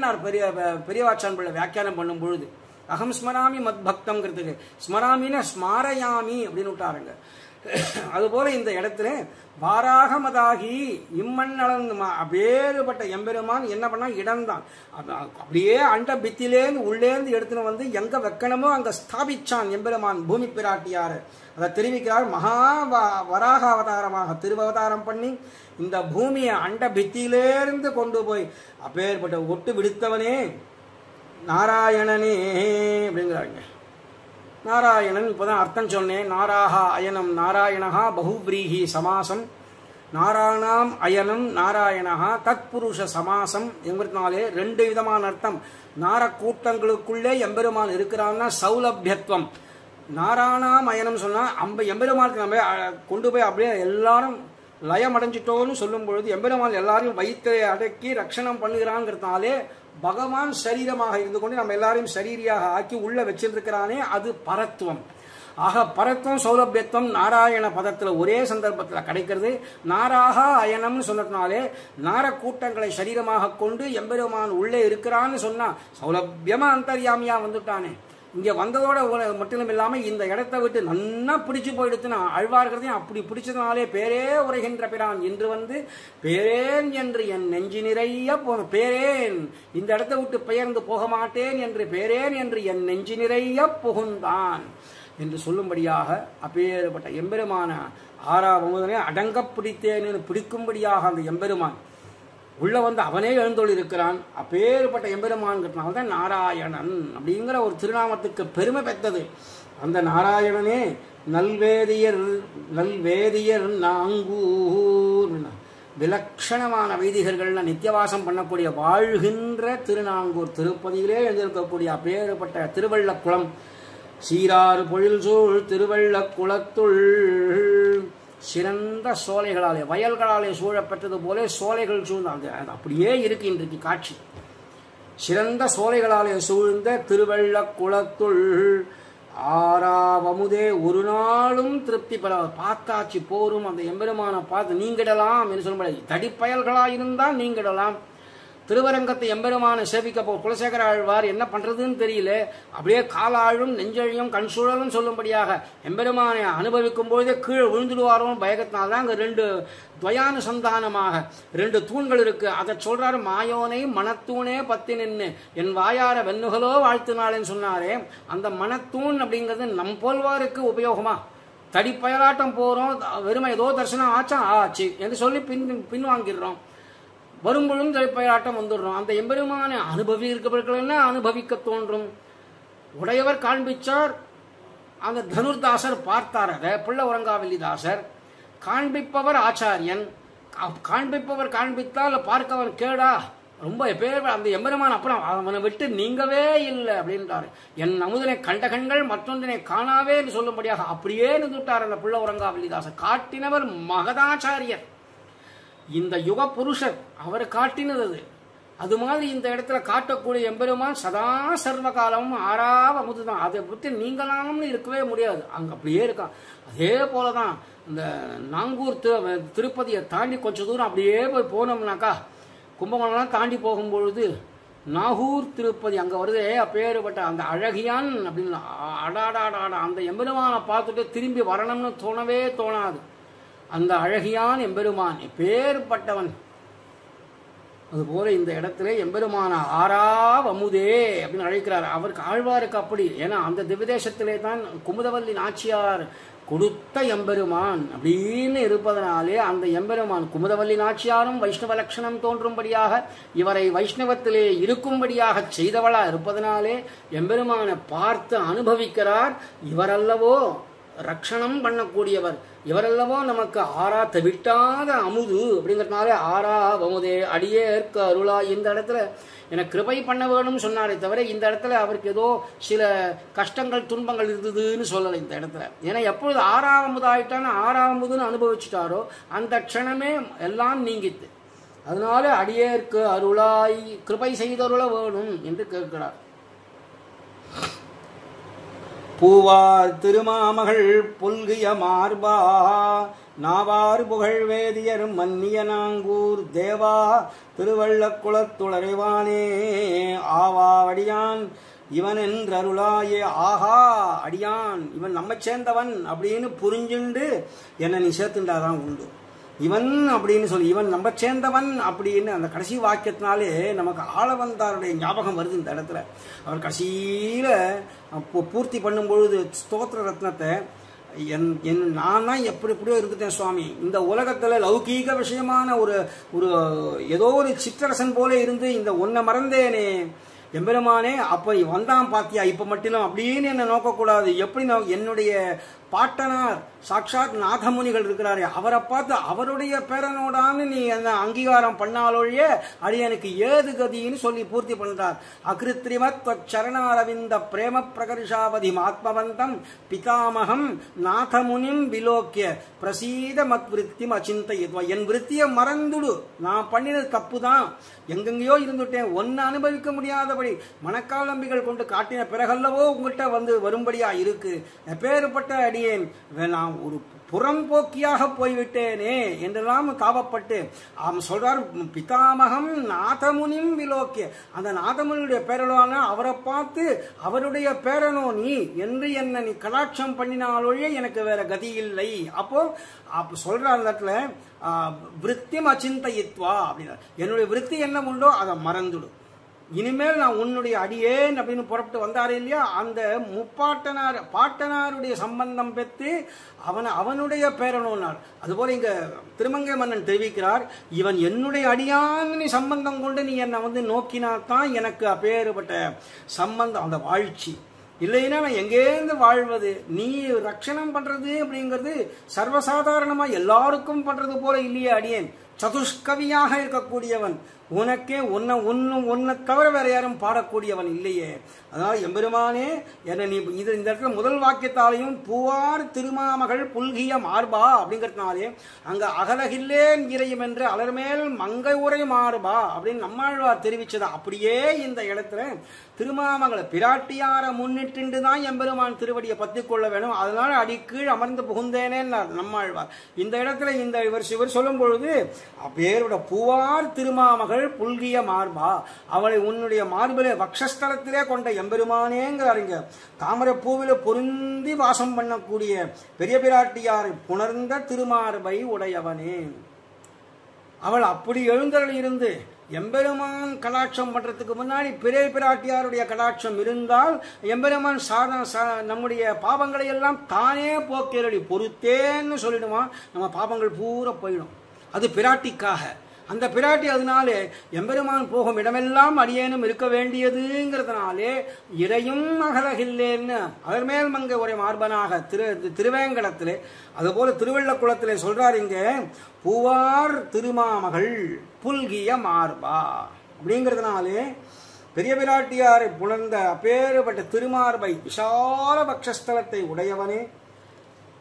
நாவாறு புகழ் வேதியர் மன்னிய நாங்கூர், உலகத்தாருடைய நாக்கிலே நிறைந்திருக்கக்கூடிய கீர்த்தியை உடைய வைதிகர் எல்லாரும் கொண்டாடுகிறார்கள். இந்த வைதிகர்களை ஒவ்வொருவருடைய நாவலையும் ஆஹா இப்பேற்பட்ட திருவள்ளக்குளத்தில் இருக்கக்கூடிய வைதிகர்கள் போல உலகத்துல உண்டா என்று சொல்லும்படியாக ஒவ்வொருவருடைய நாவிலும் நாவார் புகழ் வேதியர் மன்னிய நாங்கூர், அப்படி நிறைந்து எல்லாருடைய நாவிலும் நிறைந்திருக்கக்கூடிய கீர்த்திகளை உடைத்தான வேதியர்கள்லாம் நித்தியவாசம் பண்ணக்கூடிய திருவள்ளக்குளத்து எம்பெருமான் திருநாங்கூரிலே திருவள்ளக்குளத்து உறைவானே, இங்கேயே நித்தியவாசம் பண்ணக்கூடியவன் தேவா இவன் அடியான் ஆஹா என்றருளாய்.